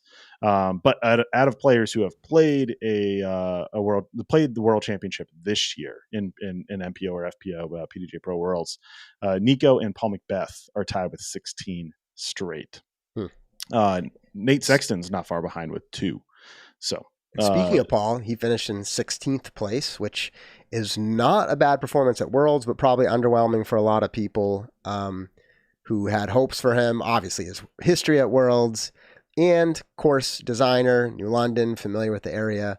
I would say it wasn't a terrible performance, just not good enough against the competition this weekend. But yeah, he never, just kind of shedding light on that, he never did like McBeast mode things that we've seen in the past. I mean, I know last year's Worlds as well, but for this one, he would get 2 birdies or 3 birdies and then followed up with 3 or 4 pars, or maybe, I think one of the rounds he started 3 for 3 and then was like 2 down through 9. And it's like, you can't start hot like that. It's just not enough, especially at the World Championships. I mean, coming out, I think he shot a 5 down first round. In that round at New London, I was kind of hoping for like a 7 down, 8 down would have been really good, would have kept him in contention. I think but 11 even 5 down at New London, right? Doesn't you're not out of it. But yeah, you're right. You're not that's the point. It felt like you got to pop off like an 11 or 12 over at Ivy. That's right true. after that. And that's throwing that score leaves you just hanging on, which is what Paul was doing. He was hanging on. That's not the Paul we've seen in the past. Exactly. Hey, we can never do justice to names up and down the leaderboard at Worlds, and so we're not leaving anybody out on purpose, right? I mean, literally all the other big names, you can go read it. We already mentioned Eagle being 3rd, Calvin 4th, still no major, Ricky 6th, no major in a long time, 7 years. Simon with some really incredible streaks during this tournament, but finishing in 7th place overall, and the list goes on. So Worlds is exciting. It's pretty awesome. Mentioned earlier, to many of us in the Northeast, Wyatt Mahoney, who had a really tough final round, still cashed. I think before that, he was in the 30s going into the final round, like maybe 39th place or somewhere in that range. Had a tough round, finished 72nd. But some really cool stories. I imagine you could go through every single player, especially the ones who made the cut or cashed, and they each have some incredible stories, right? Just individually, what their history of disc golf is, what they're trying to do. So congrats to everybody. Even those who didn't make the cut, you had a chance to play in the most prestigious event in our sport, which is awesome. Absolutely. We are pretty much lined up and ready here to bring in the star of the show and the year at this point. Okay, if you win a world championship. So we got Isaac Robinson lined up. It looks like he just dropped out. That was it. I could see him in the green room. He's like, He's oh, too I big didn't time. know He's this like, was whoa, the hold show on, I I'm was a invited two-time on. now. Oh. Hold on. The star, He the thought star he's of the like- what? The show? Who? Me? Yeah, he's like, oh, this is the show? I'm out of here. Mr. Two-Time. Let's see what Yeah, happens. I can tell he's trying to get in here, and it's possible sure that he he is. will. It's And what's whether up? it's good for us. Wi-Fi or cell signal or something, I can tell it's in the process here. We'll figure it out. I have a group chat with a lot of my friends from Virginia, and we were, obviously we know the area well. We've all played New London, and when Isaac started out at New London, shot 11 down, we were like, okay, Isaac's winning by 50 this year. Like it just sets up perfectly for him. And then, the second round the third round, the second time playing New London, and he put the disc within like 3 feet of the basket on the first throw, and everyone else was getting a 3 or a 4. I was like, okay, now he definitely wins by 50. And then he smoked everyone on the drive on hole 2 that third round, and I was like, it's so impressive for how far they were throwing the disc on hole 2. Like I can't even dream of it. And he outdrove everyone on the card. And then when he bogeyed it, I was like, oh, hold on. But then going into the final round, started out 6 down through 8, and I was just like, okay, Yeah. it's awesome to watch. These are part of the things I hope we get him and are able to talk to him about it here because, what's that mindset of how he's attacking the course? I mean, we can see it, so I think we kind of know, but hearing how he's going about it. This is Isaac back in yet? I don't. No, I'll let you know once Not you yet. set up. Okay, so this is one thing that I'm curious of, and this is kind of open answer, more so for the chat as well. But people have said that like Isaac is a boring player to watch, and I'm curious why. Is it just because he, has Like Nate Sexton of the past? Yeah, in a sense, like, I feel like he's playing a little bit more aggressive than Sexton golf. Like, it doesn't feel boring to me. It just, when he's on, and it feels good. Like, in the sense Is it of reaction based? Do you think? Like he's I don't know. not Simon, who's hyping up the crowd and making goof. Like I mean, Or That's what I'm AB curious. lot of Is it ways. because Hole he's not 18? throwing a 600-foot drive on hole 18? AB that's what on I'm hole curious 18 of. trying to get an eagle. Yeah, exactly. And that's so. That's where I wonder. I'm like, why is he boring? I think it's just because he's so solid, but he doesn't do anything. Nothing is flashy about his game. Everything's just solid. He doesn't forehand. He just backhands. So what is- it's just okay. But would you not call like a huge circle 2 putt flashy? Like I get it's not the same kind of flashy as an 800 foot drive. I think it but is. I think it's flashy. I think it's flashy, but he's not when I think of C2, I'm thinking of like Matteo, Ricky, Gannon. He's not like known for. I'm saying like he just is known for the nice flip up, and pretty much perfect just drive. He just plays it far, and he's not known as like the far thrower either. Yeah, he's not like a major power thrower. So this is what I'm curious. Yeah. Like, is whose game is more enjoyable to watch, Gannon's game or Isaac's game? And I'm curious why. Like, I like watching both of their games. I mean, Gannon's sometimes a little bit slow when you're watching live coverage, but hey, we can talk about that later. And could it also be in the types of wins? Like when we think about Isaac's wins, they have been boring because he gets a lead and then he holds lead. I mean, it's again definition of boring. I mean, like LWS Open year or two back was maybe the least boring of the bunch, but it's still like he had a solid lead going into the final few holes. I don't think it was close going into the final few, but I think he came from behind in that final round. But then you think Champions Cup, huge lead, although Silas Schultz and others did their best at chipping in at it. But then Worlds, never really got there. Yeah. So exactly. So Worlds we hate, last year, solid. I guess lead. we just hate wire to wire wins. Is Yeah, that but what here's it the is? thing. We do apparently. Yes, we've brushed over it like twice. I just want to make sure it's clear. It was wire to wire if you look at the score at the end of the round, but he gave up the lead in round 4. Am I correct?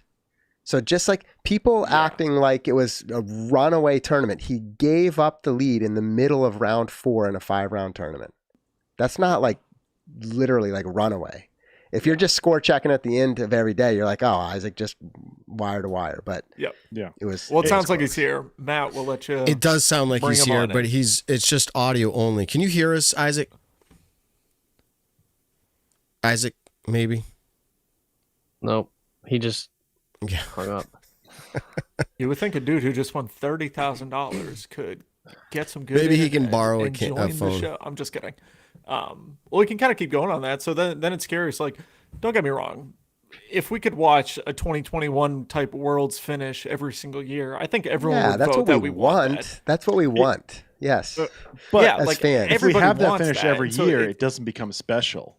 What's that? Not If that we- exact finish, but what Yeah. could be special is somebody winning, tracking down, let's say being 10 strokes back with 2 rounds to go, right? And they hunt it down and they win, right?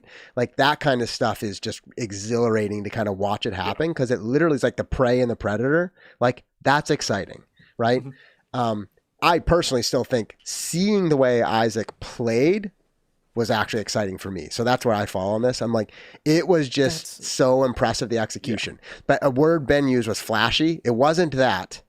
And it also wasn't like overly dramatic, right? Because like FPO is dramatic, for better or worse, right? It was like drama. So like, yes, if you're looking for those things, you didn't get it in this event, but I don't know if that made it less like appealing or exciting for me. I mean, there were still plenty of moments really all the way until hole 15. Yeah. When it was like, kind of starting to settle. I think one of the other things is like, we talk about being flashy or all these incredible things. We're also playing on 2 much more difficult courses than I think we've seen in the past at World Championships. So like 2023, last year, Brewster and Fox Run are 2 of my favorite courses in the world. I don't have any issues with them whatsoever, but they're 2 of the shorter courses that are on the Elite Series major schedule. 2022 was on 2 different, what I would consider wide open courses, but 2022 Worlds had some excitement with Paul coming back from 3 strokes, forcing a playoff, winning in a playoff. 2021, holy shot, incredible, but on 2 easier courses. Obviously no 2020. 2019 had a really good mix of Eureka Temp. Emerson Keith was playing incredible just about all tournament. Ricky shot like an 1100 rated round to almost force a playoff in 2019. So that's what I'm wondering is like Isaac wins, and Josh, you kind of said it best where it's like or Evan, whoever said it, when he gets a lead, he just kind of held on to it and didn't have to do anything to, he won wire to wire. I know he lost the lead in the 4th round for a little bit, but for the most part, like he didn't do anything that was, oh my God, except shooting 11 down at New London is so beyond impressive. I commend anyone who even shoots 5 down at New London. Like anyone that gets a chance to go out and play there, let me know your score because shooting 11 down there is absolutely ridiculous. And again, I'm going to differentiate not flashy, but when you only have a 2-stroke lead and you're having to execute some of those incredible drives on Ivy Hill, like that is also impressive because it's the World Championship and you're coming down the stretch and you have to step up and you have to nail that. And he did that most of the time. So like, it just depends how you want to define like what's exciting or not. Right. Yeah.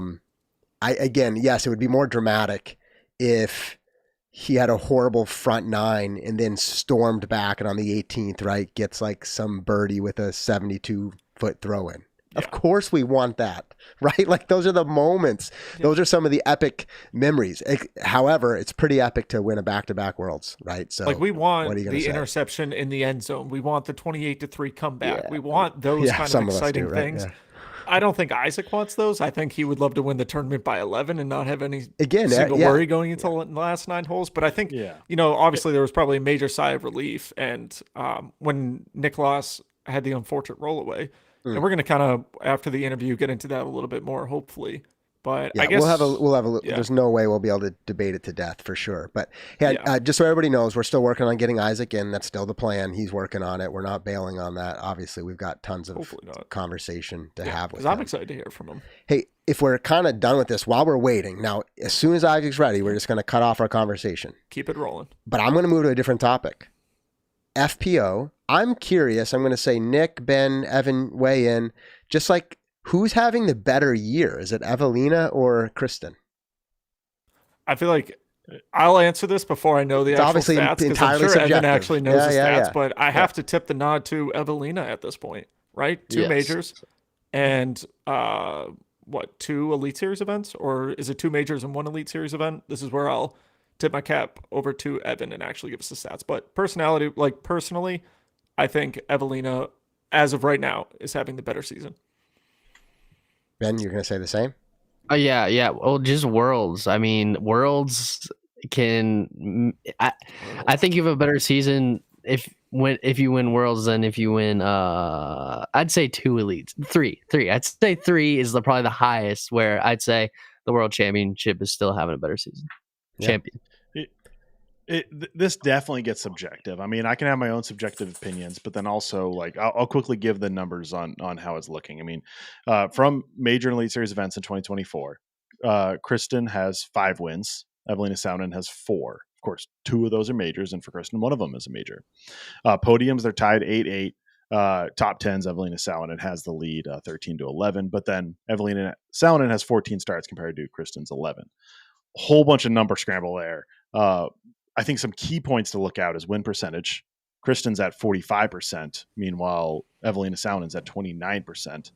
Then podium percentage, Kristen's at 73% compared to 57% for Saunen. So those numbers will really sway people to lean towards Kristen. But I think the subjectiveness then comes into what's a better season, playing less events and doing better within those less events, or playing more events but having more total, like she doesn't have more wins, but she has more top 10s, the same amount of podiums, but she has more significant wins because she does have 2 majors to 1. That's why it's interesting debate. I think I also fall to Evelina, and that's probably where people are because of the 2 majors. But again, like if you just rattled off some stats that Kristen is leading in, and those stats are also noteworthy, like you said, podium percentage, like all of those. So like, I don't know, it's an interesting debate. Evelina seems a little more inconsistent up and down the leaderboard, but who cares if you're going to go out and win 2 majors and 2 other events? Right? It's almost like yes and no to the inconsistency aspect to it, because her worst finish is 15th place at Texas State's. Other than that, it's 8th place, 6th place, 5th, 4th, 4th, 3rd, 2nd, 1, 1, 1, 1, 1. So yeah, maybe it's a little bit more round around, or hold consistency, or putters on or off. Yes. One other thing I want to note, as far as like if we're really going to debate like player of the year or whatnot, I mean, if we're going to talk about Disc Golf Pro Tour's player of the year, it's I need to double check on how how it all fits together, but I believe it might be some standings, but it's definitely some voting, and it might have media vote or fan vote. But if we're just talking about this as a question, anyways, whether it's Disc Golf Pro Tour, or just people's feelings for who the best player is, it's going to come down to like almost. Trying to think of the best word, but like psychology in this too, because Kristen has been like a 2-time player of the year pretty definitively, Grand Slam last year, and I think the year before, even then she was pretty definitively the player of the year. So now there's a little bit of fatigue towards Kristen Star. It feels like this season's worse than our last season's. That's what people are going to be thinking in their head. And then they're going to come into this season when they're thinking about it, and they're going to be like, I don't think it can be Kristen because her season feels so much worse than last year. Evelina Saunen's season is the best season she's ever had. So now I'm going to vote for Evelina Saunen. Whether if you remove the names from them and just look at the season, people might feel one way or the other. I think it plays a huge factor. And to look at the MPO Player of the Year conversation last year, which involved Isaac Robinson, but also Calvin Heimberg and maybe a little Gannon Burr, people really felt strongly it was Calvin Heimberg. I think, maybe strongly, like, 60-70% favored Calvin Heimberg. That's just a guess. But people felt it was him because of the consistency. Isaac Robinson had the bigger wins. He had 2 majors compared to Calvin having 0. And I think it was 2 Elite Series wins last year, compared to Gannon Burr having more than both of them, but more inconsistent. And then people looked at Calvin Heimberg and saw the consistency, saw how I don't think he finished. I think he had 1 outside the top 10 last year. Already forgetting last year. And so people really bought into this consistency, whether they truly believed it or they just were, trying to, they like Calvin and they want him to do it, is a great question. But then when we come into this year for FPO, I think that topic could come in. People might want to make their criteria believe what they think. They might think that it's changing this year and it's Evelina Saunen. So they'll say, hey, the majors mean more and less so consistency. But maybe people do want to stick with Kristen. I'm doing a lot of what ifs here and trying to guess what everyone's thinking, which is very hard to do, at least for myself. Yeah. Well, it's interesting. I mean, there's obviously more events left, and that'll hopefully I don't know. Hopefully, I guess I shouldn't say hopefully. It'll be interesting to see what the last few events actually do to solidify that narrative. And could anybody else pop into there either, or is it just between Evelina and Kristen? I guess we will see. You've got Missy, Holland, and Owen, and probably a few other people who would love to make a case if they went on a streak here with a couple more events. That could also be an interesting debate. But yeah, anyway. It'll be a great last kind of final third of the season heading down to, what did we say, about 5 more events? Yeah, I think there's 5 more events. Obviously, D-Glow is the only... I don't even know if we have throw pick in our pop, lock, and drop. No, or pop, drop, and lock. So no, we don't. So yeah, There's it's just only 5 events. five There's only one events, other. really. There's only one event left that's non-playoff or major with USDGC. And then obviously the championship itself. But again, I'm bouncing around topics because I'm just trying to digest everything. This is just a fun one. I mentioned it in passing a moment ago. Ben, did you get to see Anthony Barella throw hole 18? I think, was it round 4? Was it round 4, I think? I think it was the final round. Oh, was it the final round? Yeah. Okay, then I'm mixing it up. I think when he basically, it's a par 5, right? So his first drive is crazy. And then his second drive, he throws... It was 4. I lied. Okay, the second throw, he throws over the apartment complex. No way a course designer ever thought somebody would do that. Ben, did you get to see it or not? It's fine if you didn't. I did not, but I really want to now. So all right, go look it up. And then, I mean, he executed and, missed, what, was it a deep circle 2, probably even outside circle 2, like putt. But I mean, I'm just mentioning it here. Had no real outcome on the final set, end of the event, but that kind of stuff is crazy. Yeah. That's like an old Simon line. And I think Simon's gotten older and now AB's carrying the torch. Nick, like, did that blow you away? And that's what we need. We need the flashiness. But yeah, I mean, for how much elevation's on that hole, for him to be able to throw up and over the top like that and to still get it to flex out and land wherever he's putting. I think it was round 4 now that you mention it, because I remember someone on Twitter saying like, oh, Heinold's going to go out and put a Mando sign. Yeah, put a Mando there. Yeah. And I thought that was pretty funny, just him breaking the hole. Well, right. So like attempting to do it is crazy, but then actually executing it, right, is even crazier. Is a step crazier, because there's like people like standing on the first floor, like that apartment complex, condo, homes, whatever it is. And it's just like, wait, he's throwing over us, like all the way, like over us. It's like a 3-story building, right? I'd have to look at it. Anyway, that was kind of nuts. The spectating crowd seemed pretty gnarly. Yeah, lots of I don't know if we were planning on talking about that, but from Instagram stories, I have a lot of friends out in Virginia from Instagram stories and just DGN coverage in general. The crowd seemed pretty awesome, and they were loud, which I really liked. A lot of cheering. Even, years ago, people didn't know what to clap for in disc golf. It felt like sometimes in the crowds, like even someone tapping in a 10-foot, 15-foot par, people would just start walking away. This one, like I remember Ricky getting a bogey on a hole, and people were just like, hey, good job, like you got it in the basket, great job. And like everyone was clapping for everything, and I thought that was pretty cool. Yeah. I mean, so like crowd size looked great, and I heard lots of incredible stuff just about the venues themselves. Obviously Ivy Hill probably a little better for full spectating, but we saw a lot of people at New London, and it sounds like it was a good experience all around. And I know there's a range of opinions, but I think predominantly, no surprise, right, with Nate Heinold and his team coming in, they have a lot of experience. And then the venues themselves wanted to contribute significantly. So when you mesh those two things together, somebody who knows how to run the event, and then venues that are like, ponying up to make sure everything is available and ready. Like we can critique and probably pick on little things, but it sounds like it was incredible. I want to hold on, really guys. quick. Okay, hold on. So there's an update here. We've tried a lot of things, and nothing is working. So with that in mind, we're going to do an audible here, and we're actually going to do a voice call. However, because of technical issues over the last few weeks, we're not set up for everyone here on the show to hear, except for the listeners. So Josh, send me all your questions. I'm kind of joking, but I wasn't set up to be the lead interview here. So what I'm going to do is... I've got good topics too. Yeah. I'll email them over. Yeah, we've only got one way to pull this off right now, and I'm going to give it a try and give him a phone call here. Let's do it. You're going to be happy because I probably write questions out more than people think I do. So you're just going to be able to read them. So here's what I would say, guys. For you as the show, because it's all funky right now, is jump on, like, I don't know, however you want to do it. You can watch YouTube yourself if you want to hear. It'll just be delayed for you guys, and I'm going to go ahead and try to take the lead on this here.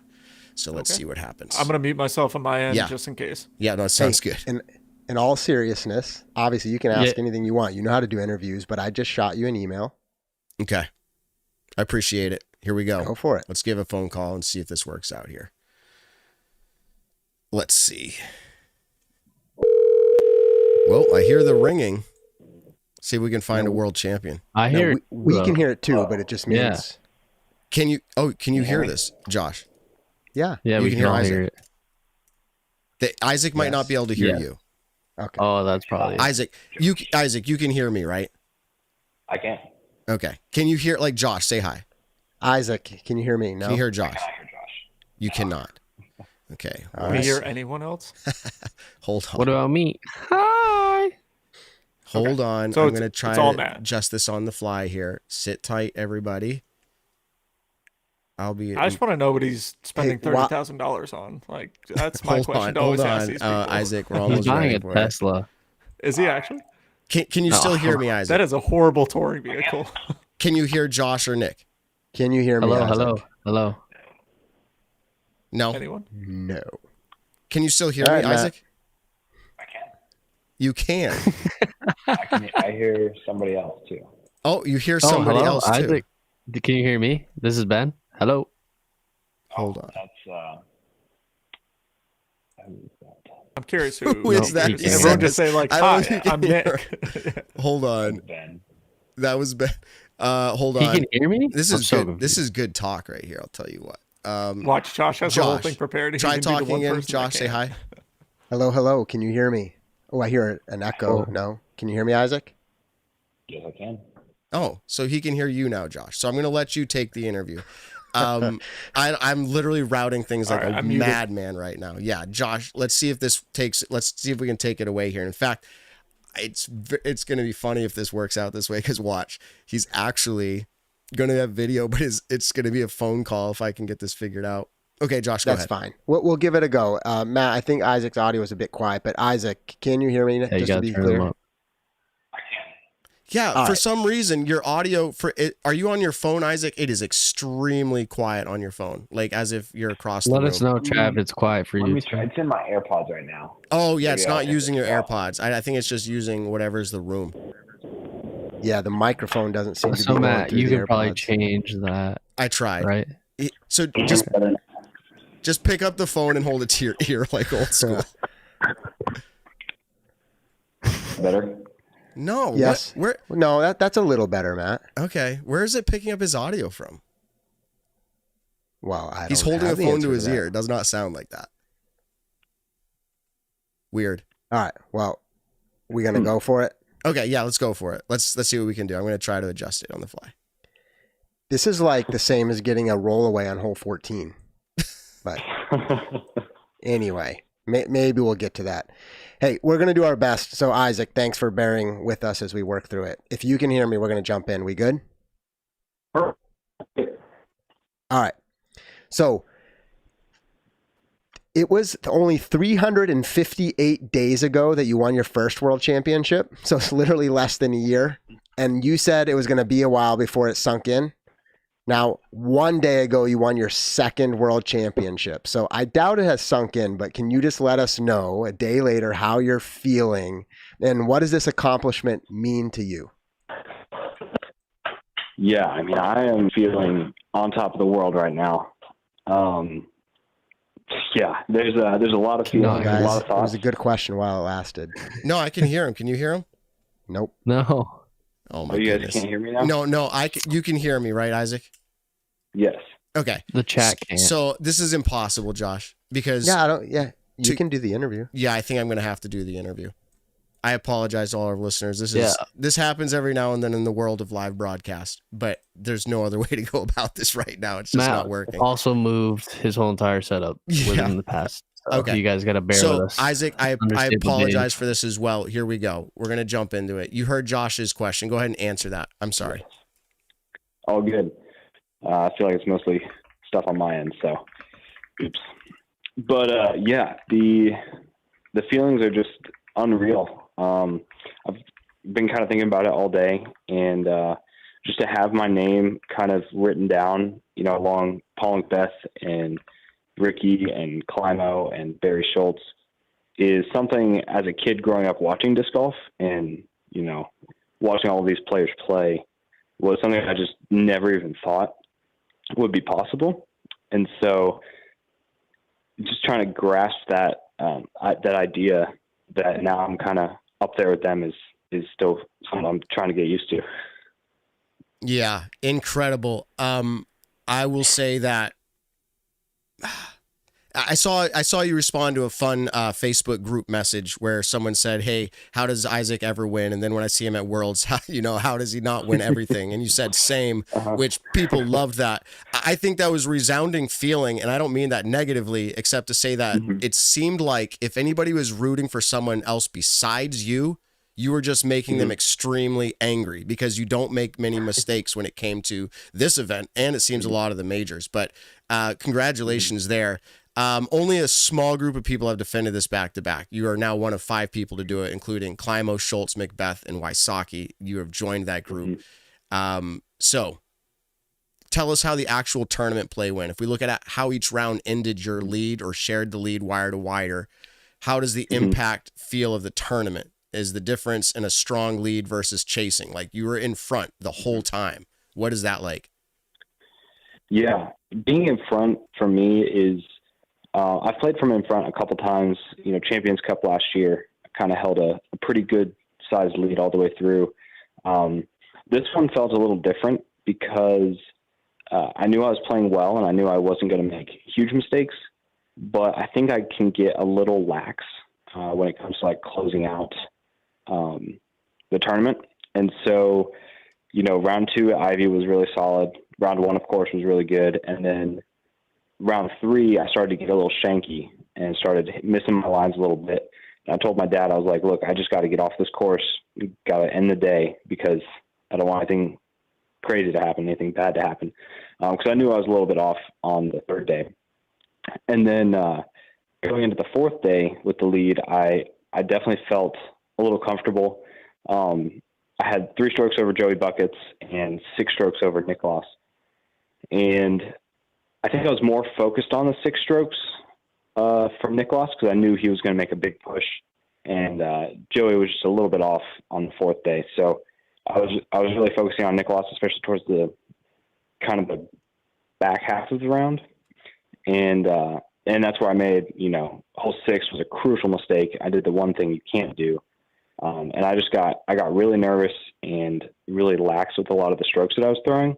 And so I really had to rein that in and pull that in, kind of on the back 9 there. Yeah. Are you generally aware of how the scores are playing? I mean, having a lead like you were, probably you're not too concerned, the first couple of rounds, I would assume, but hole 9 during round 4, Nicholas actually took the lead. Were you aware of that? I was. It's kind of funny. As soon as I throw a bad shot, I'm like, all right, well, where is this bogey going to put me? And so I started checking scores after hole 6 on the 4th round, and I was like, oh no, like I just blew. By hole 9, I'd blown a 6-stroke lead and was down by 1, so I'd lost 7 strokes to Nicholas there. Kind of in full-blown panic mode, and I was like, because I just don't want to be known as the guy who chokes away tournaments. And, it happened at Idlewild, just 2 weeks before where I just threw 3 bad shots and it cost me the tournament. And so I was like, this is not going to happen again. And I was able to kind of clutch up and, kind of get the holes that I needed to down the stretch of the 4th round. And then going into Sunday's round, the morning of, I had just kind of sat down and I kind of looked in the mirror and I felt all these nerves. And I was thinking, just turn these nerves into like excitement to play today and just be excited that you're out there, playing in front of 5,000 people on a beautiful golf course, beautiful day, and just enjoy the moment. And so I was able to kind of soften those nerves a bit by just turning it into excitement to start the day. And I think that was huge going into the final round. Sure. So you start out leading going into this final round, hole 14. The way you had played it the 3 previous rounds, you just tried to it seemed like to throw uphill of the basket, match the angle. The final round, and tell us what it was like. It looked like you tried to do that same thing. Maybe you came up short, and then it didn't roll away. on screen, we're watching live. It seemed like you showed some relief to that. And then Niklas got rejected and rolled away. Can you tell us like what that moment of emotions was like? Yeah. So my putt, if you watch it, it was probably a centimeter from rolling all the way back down the hill. It hit a little rock and it kind of popped up and started to catch an edge a little bit, and then thankfully sat down. But for me, you know, playing that for par, if I miss that layup, it's an instant bogey. So I knew, because I wasn't I'm not running the putt from wherever I land. So I was really thankful that it just sat, because I knew it was such a crucial moment that I get a par on that hole. And then I knew Niklas was going to birdie, and I kind of looked at my dad and I was like, I know he's going for birdie. You know, this could be really good, or it could be really bad for me. And, you know, unfortunately for him, he hit that putt pretty much as perfect as I've ever seen a putt. And it just, I don't know, the basket, you know, Proctor had to spit out from short distance on that hole. And unfortunately, Niklas got the same thing. And it just really sucks because it's such a momentum swing. You know, you go from gaining a stroke to suddenly losing a stroke. And on such a fluky green like that, it was something that I really hated to see happen to a competitor that was so close. And it was really unfortunate. You know, in situations like that, you're happy to have a stroke back. Like, you're happy to gain a stroke, obviously, because it's a very important tournament, but also you hate to see it be done in that way. And I'm somebody who would rather outplay the people chasing me down. I'd rather just play well and beat them rather than them, you know, get unfortunate breaks or play bad themselves. So it was a bit of mixed emotions when his putt spit out and rolled. Yeah, I'm sure for a lot of the watching and viewing audience as well, I'm sure you have many fans cheering for you and many fans cheering for Niklas, and the emotions of that hole were great. You mentioned fluky. We're not going to talk about it now. We already did on the show. We're going to. But that word was actually in our notes for that green. And to your point, yeah, it's an interesting hole, how it plays out. It's hard to decide what will happen no matter what you do. So at what point, you had mentioned you were aware when Niklas actually took the lead in round 4. So I'm assuming at some level you're following scores, maybe not every hole, but generally maybe certain check-in points. When did you let yourself think you might actually win? Was it like, hey, there's 6 holes left? Was it there's 3 holes left? Like, when you were starting to be like, you know, I've probably got this locked up. Was it the last hole? Like, where were you at with that? Yeah. Looking back at it, I think walking up to hole 16, I was pretty confident. There was a headwind on the tee pad of 16, and I knew Niklas was going to go for it because he had it in the previous round, and his roller ended up just a little short. And I knew it was going to be that much harder, especially in a headwind. And I think he did have to go for it because he was down. Well, he was only down 3 at that point, but with 3 holes to play, you know, that's still a pretty decent deficit. And so I just was going to stick to my layup play and then let him get aggressive. And he ended up throwing it OB. And then also Calvin, who was, I think, 4 or 5 back at that point, ended up throwing it OB twice. And so that after that hole, when I carded the par and they carded bogey and double, even with the 2-stroke swing on 17, you know, if I threw it out of bounds and Niklas was to park it for birdie, I would have 2 strokes going into 18, and I was pretty confident I could get a par. Just with how that hole plays, it's pretty easy to pitch up and then pitch up to the base and then pitch up to the tree, and you know, you got a pretty easy approach from there. So I guess after hole 16 was kind of when I started to let myself breathe and kind of look around at the crowd and kind of enjoy the moments going on. Wow. I got goosebumps thinking of that moment where you just said you were able to be in the moment, look around at the crowd. What is it like? What was that moment like when you started kind of looking around to appreciate it? What were some of the things you were thinking? Yeah, you just start to notice, you know, they all kind of blur together when you're just walking in huge crowds like that. But when you actually start to look at the crowd, you start to see, you know, some of your friends, some of the other players on tour. And you're just like, wow, you know, that's so cool that they came out to watch this. And, you know, they'd already played around today and they're out walking the rest of the holes, watching lead card finish. And so, you know, I saw my brother, I saw Alden, Gavin, you know, I saw Emerson Keith, a couple of FPO players out there. And so it was just cool to see like how supportive all the other tour players are. And how invested kind of we all are in disc golf, where we just love being around the sport, love watching it. And so that was one of the things that stood out to me. Forgive me if this is too personal, but you have a fiance now. Is that correct? I do. Was she in the gallery, or did she have a special seat somewhere watching live coverage? What was that like? Oh, she was walking with the gallery. And so it was cool. She's not very tall, so I had to kind of, glance through the crowd a couple times to see her. But it was very cool. Every couple of holes I'd try to catch her in the crowd and, give her a little smile, or just look at her, and, she would smile back at me. And it was just fun, because we had a really good time. This was her, I think, third tournament this year coming to. And, it was obviously a big moment for both of us. And she was just so supportive and so loving with, she doesn't know anything about disc golf. We met, last year. And so she just kind of gone along for the ride, which is such a cool and awesome thing for her to do. Wow. She didn't know about disc golf until you met her. Is that what you're saying? Yeah. Wow. Awesome. I say awesome because it's hard to find people who aren't that familiar with it anymore, especially when you're a pro player. So that was, I'm sure, meant to be.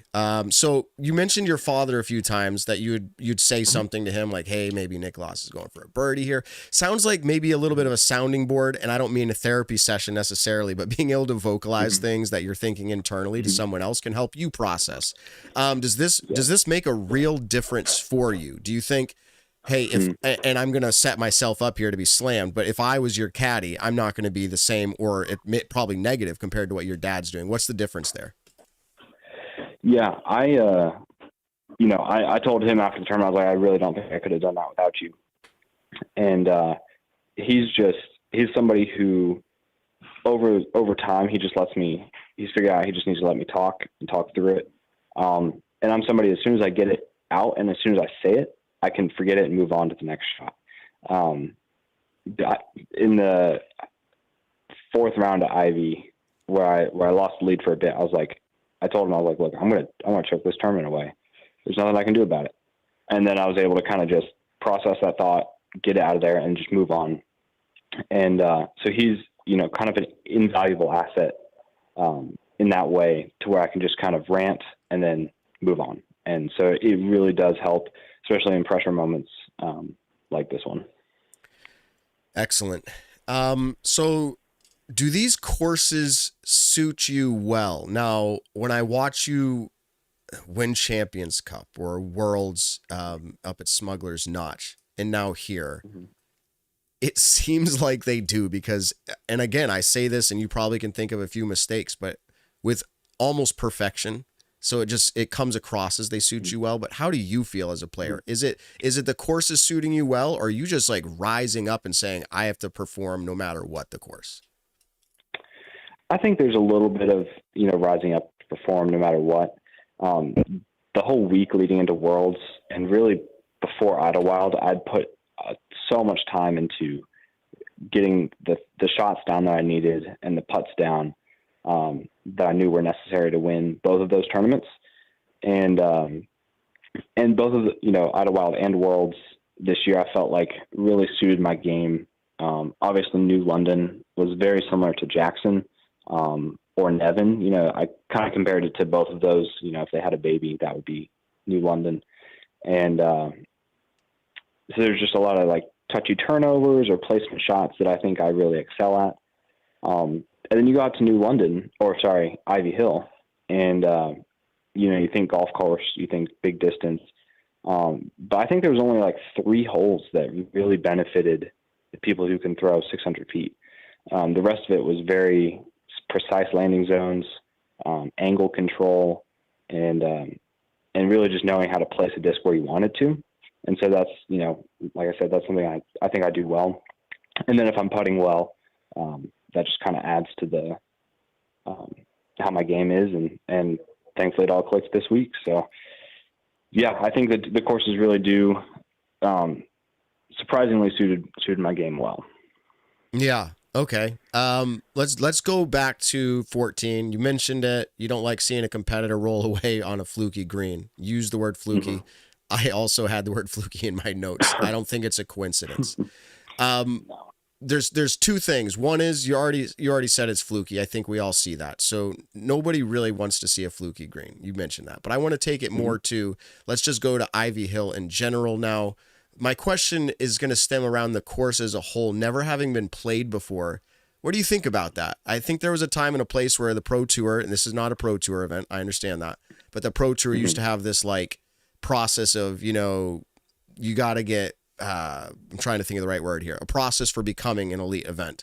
What do you think about Worlds having a course be used that's never been played before? Yeah, I was, so I didn't know that until I'd heard it probably, after the fourth round, that it hadn't been used for a big tournament before. And I think that was pretty evident, especially in the final round. We had a lot of OB calls that were very, very close to the line.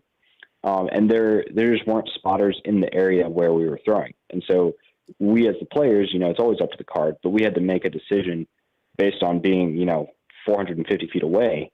If a spotter was there, they could see precisely where the disc crossed, where it went in, if it crossed.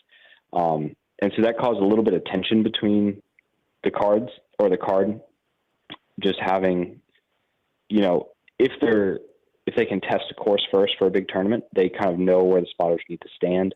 And, holes like hole 14, might not be on the course if people had played it before and they're like, look, this is a really bad hole. This is really fluky. We don't want that. Or can we change it somehow? And so I think in some minor areas, there's room for improvement there. But overall, I think the venue and the course was really having one tournament there. Okay. Yeah. And the chat's letting me know Battle for Bedford was a B tier that was played there. But I guess my question, and maybe I didn't even need to bring this up, but my question was more like it should have some other process of A tier or potentially be in it to qualify. Yeah. Okay. Yeah. I agree. Yeah. Okay. So for majors, and it seems especially Worlds now 2-time, the question may be swirling in a lot of people's heads, and I know mine for sure. And this is all these questions, by the way, thanks to my brother Josh. By the way, I was not going to be the lead interview tonight. Thanks for emailing me these over tech issues on the fly. But I definitely had this question as well, and I'm curious if you're having this question. When it comes to majors or Worlds now, are you questioning or thinking that there might be something special about you? Like, as in, like, obviously you're good at disc golf. We can look at Paul Macbeth and others who seem to clutch up in majors. Is there a different mentality for you that you're discovering that when you go into these events, you play with more serious focus, determination? Is there something different compared to the rest of the season and the rest of your career? Oh, definitely. I think, majors are the ones where everybody puts in the extra work and gets those extra hours in. And when I tell you, like, I lived and breathed disc golf for 2 weeks before Worlds, it was all I did. I was playing 2 rounds a day or playing around and then doing field work. And so I really cared a lot about it. I think another thing is I really play well at tournaments that I enjoy the courses. And I think I play well at well-designed courses. Jackson's a great example. Jackson is, rest in peace, but one of my top 3 favorite courses. I think it was pretty much flawless in its design. It's exactly what disc golf I think should be and is really fun to play. And so courses like that where I just enjoy the setting, enjoy the course, enjoy the venue, I really do play better at. And so I think that's a part of it. Smuggler's Notch is, also my top 3 favorite courses. And, we just have big tournaments at the courses that I like. So, I think there's a bit of couple things going on there. But if you were to pick Worlds at a course you'd like in the future, what would it be? I mean, you're going back to Europe. What do you think about that? I think that would be on my list. Okay. Yeah, I think Pompeii Disc Golf Center is easily in my top 5. Such a beautiful place, and Europe is just so fun to be at. So I'm really looking forward to next year. Yeah. Is that where the boys and Alden's vlog toasted your bread for you? Was that in Europe or was that in Idlewild? That was that was Idlewild. You're like, that's every other day they're doing something. That's happened so much I forgot which tournament. Nah. So I'm probably, I don't know what the right word is here. Not speculation, reading into, maybe speaking from wherever I get this from, but people talk about you as a player. Maybe they don't see you as exciting. I don't know if you catch any of this drift. People talk about different feelings. Obviously, Simon Lizotte, the player of the century for disc golf, right? Everyone loves him. Yep. How would you describe your personality? Is it what people are seeing authentically you? And if so, I mean, that's all we can ask for. Yeah, I think on the course I come across as very boring or plain, and that's just because part of the reason is I don't have 600 feet of power. So I can't throw the shots like Simon or AB, and one of the reasons I love playing with Anthony Barella because I get to see shots that I would never otherwise. And so on the course, I feel like play is pretty boring because I just try to play in the middle and make that, and try to be as effective as possible. And so I think for viewers, that's not the most exciting, where they want to see like the 650-foot throw or the houses or over the trees or things that the other guys can do. My play is very, very boring compared to that. Okay. But I do think it is an effective way to play. Yeah, and I'm effective way to play. If you want to win world championships, maintain your composure. Yeah, I mean, to be fair, Calvin, not the most dynamic of personality, and I don't mean unlikable. I just mean, different player and excellent, most consistent player over a lot of the years recently. So it seems to me like personality doesn't align a lot to outcomes. And I don't know if someone was to choose which they would rather, there's a discussion to be had there, but I'd imagine it's the titles. Robbie C. Disc Golf, you've heard of him. We know a friend of the show here, Robbie C. in the chat says, can you ask about his practice putting post round 4? What was going through your mind? You had a 3 to 4 stroke lead and you're still out grinding. What is that mentality? Obviously it's a champion's mentality, but what was that for you? Yeah, I had noticed myself getting a little nervous, especially on the first couple holes in the putting green. My first bogey came out at New London, where I airballed a 35-footer to 30 feet and then missed a comebacker. So my first bogey was a 3-putt. And I was just making sure that wasn't going to happen again. And I just wanted to feel super comfortable heading into, the final round on Sunday. And so that it was just ironing out some kinks and really just getting the confidence back that I needed on the putting green. Okay, cool. There you go, Robbie C. Thanks for jumping in the chat. We got a few more here. I'm assuming we've asked you before, who's better, you or your brother? I think when we had you on earlier this year, we said, who's a player we should be afraid of? And you said your brother. Your brother is incredibly good. He shot a course record. I believe there's a course record and a top 10 finish. What do you think about that for your brother? Yeah. I mean, his play has been more consistent than me this year. So that's really cool to see him kind of coming into stride. And I really do think he has a good chance to take a tournament down, whether that's this year or going into next year. But he, he's definitely shown his consistency. He's shown he's a top 10 player.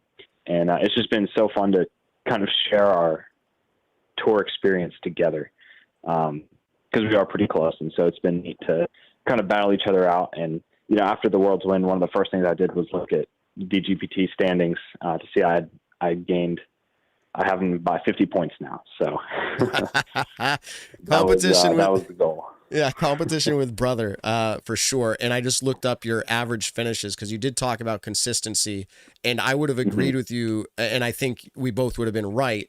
But interestingly enough, if we're just talking average placement or finishes at events this year, he's only averaging 2 places better than you across the whole year. So not much.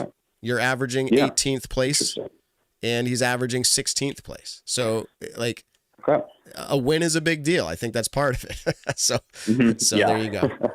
All right, a few more. With your contract year wrapping up with Prodigy, what can we expect to see going forward? I see people out there, and you see it all the time, I'm sure. How are you approaching the contract season?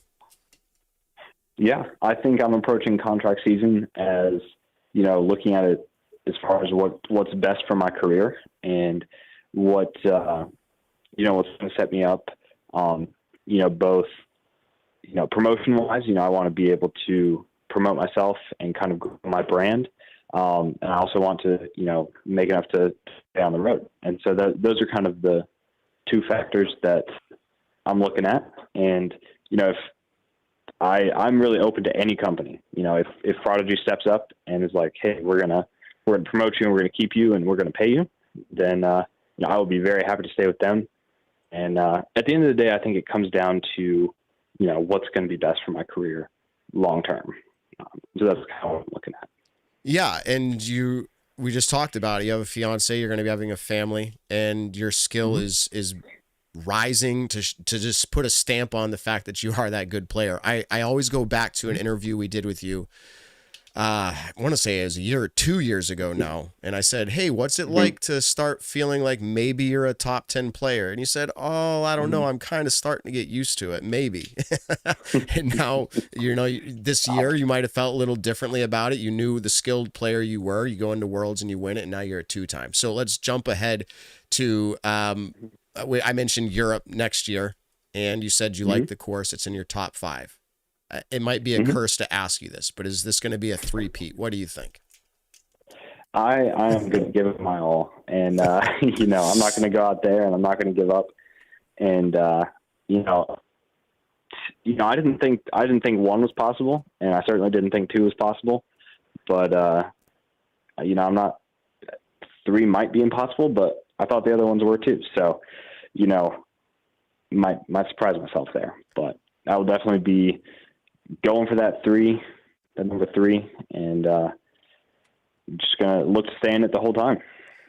Yeah, and people in the chat are excited about contract years. I can see people shouting companies, dollars, all this stuff. And I just thought of this question, and I don't know if you feel comfortable to answer this, so yes or no, whatever. But we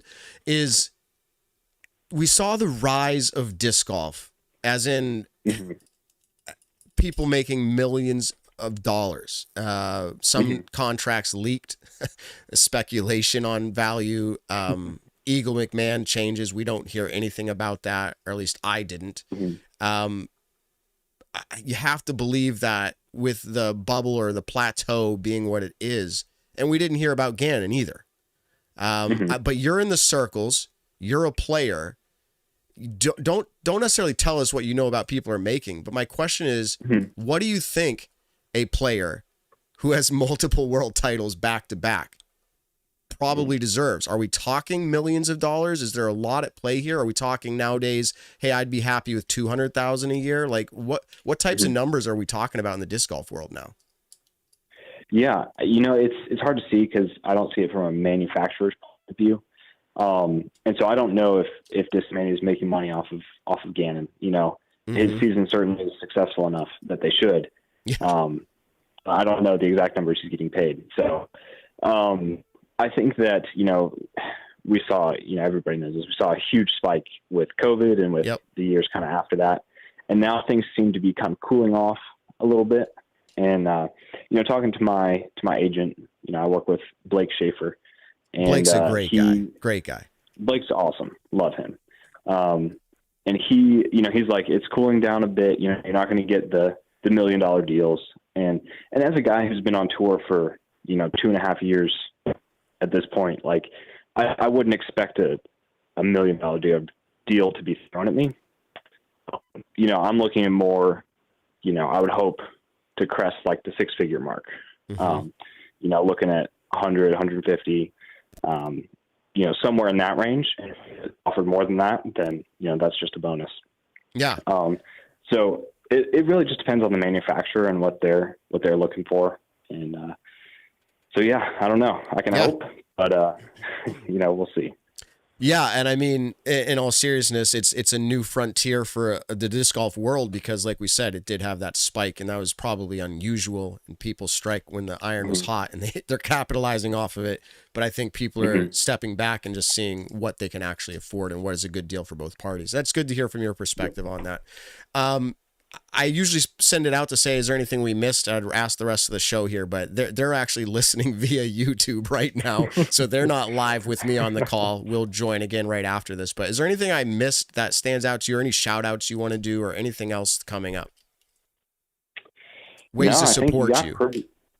Yeah, I mean, ways to support me. We're Prodigy dropping a bunch of 2-time merch. The logo's pretty sick. It's got the, I don't know, I'll let you look at it. I won't try to describe it. But yeah, be on the lookout for some of that. We got some cool discs dropping, some cool stamps that I'm super excited about. And other than that, I think we covered pretty much everything. Yeah. But super excited for the Prodigy drop and how things change, going into contract year and looking forward to 2025 already. Yeah. Now, when I last saw Gannon when I was out in Iowa, maybe it wasn't when I last saw him, I think he had said you were the one lining up the Airbnbs. Is that true? I have a couple times. Okay. Yeah, I think Gavin has been mostly responsible. Okay. Yeah. Do you have one lined up for MVP Open? Did you guys find a good spot? Do you know? I'll have to ask Gavin. I think we did. Good. Yeah. Good. Yeah. Well, we'll be catching up with you some way or another when you make it out this way. Good luck with the rest of the season. I think it's a success. Would you say so, whether you win again or not? Yes, I think I can say this is a success. Awesome. Maybe we can have another Player of the Year conversation with Just a Worlds. Now, if you win, let's say USDGC or another one or two of these, then there's a real conversation. So keep it up, man. All right. Congratulations, dude. Talk to you later. See ya. All right. Bye. Okay, let's see here if I can bring everything back to the show here. And maybe 3, 2, 1. You guys are all back. Can you hear me? I think so. I think so. Good. I'm glad well, you're back. The truth is I had to switch on my end also to reconnect. Am I listening to YouTube or this stream? So I think I'm back. I think I had 83 audio routing things going on over here, and I was sweating bullets that whole time. So to pull it off, guys, I hope that you can understand. I don't think that I was prepared enough to do that interview, but it was the only way we were bringing it to you. I'm serious. I couldn't turn him off and you on every question. It wouldn't have worked. So it would have been crazy. No, look, I listened as a listener, and the audio was actually excellent. Great. So I know it was chaos for you, and hey, teamwork. I sent over those questions in a matter of 5 seconds to your inbox, and you could have handled it on your own anyway, but it worked. There. No, that was great. In fact, you should play my questions more often. I know. Everybody's going to be like, Matt, great interview. Awesome questions. You nailed it. And kudos and congrats.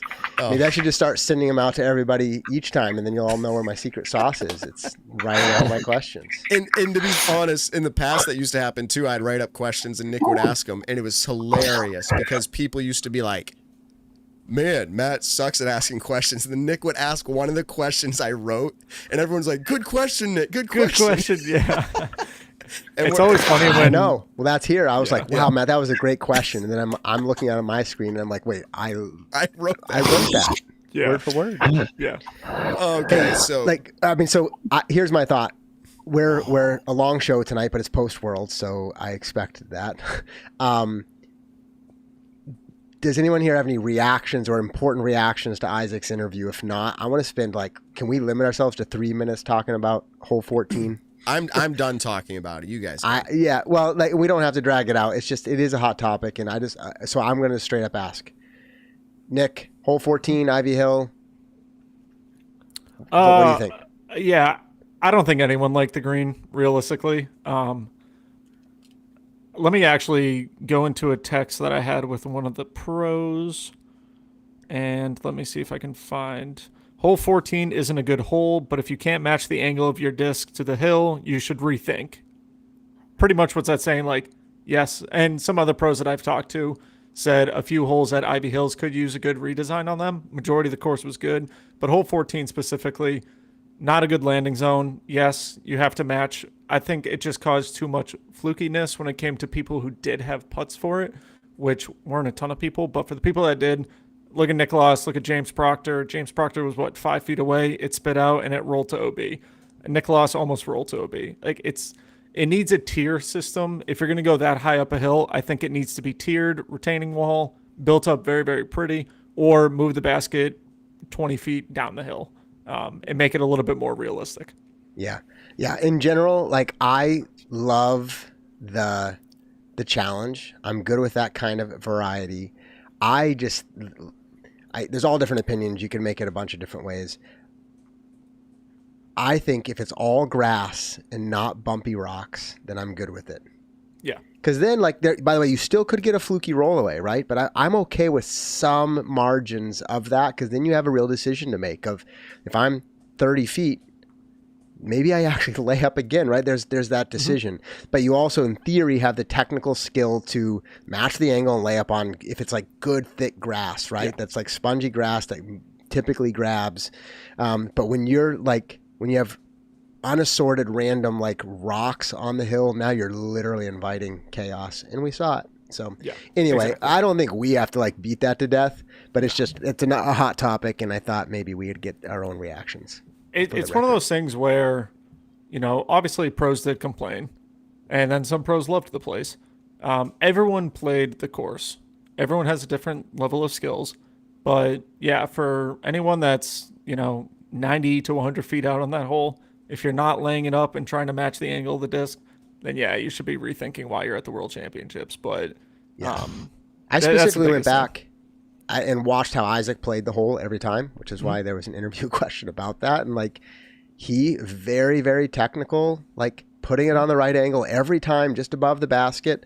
The last one looked to me to be a little bit under executed. Like, I think he didn't throw it up as high on the hill, and therefore he mentioned it was like a centimeter difference, and it almost rolled away.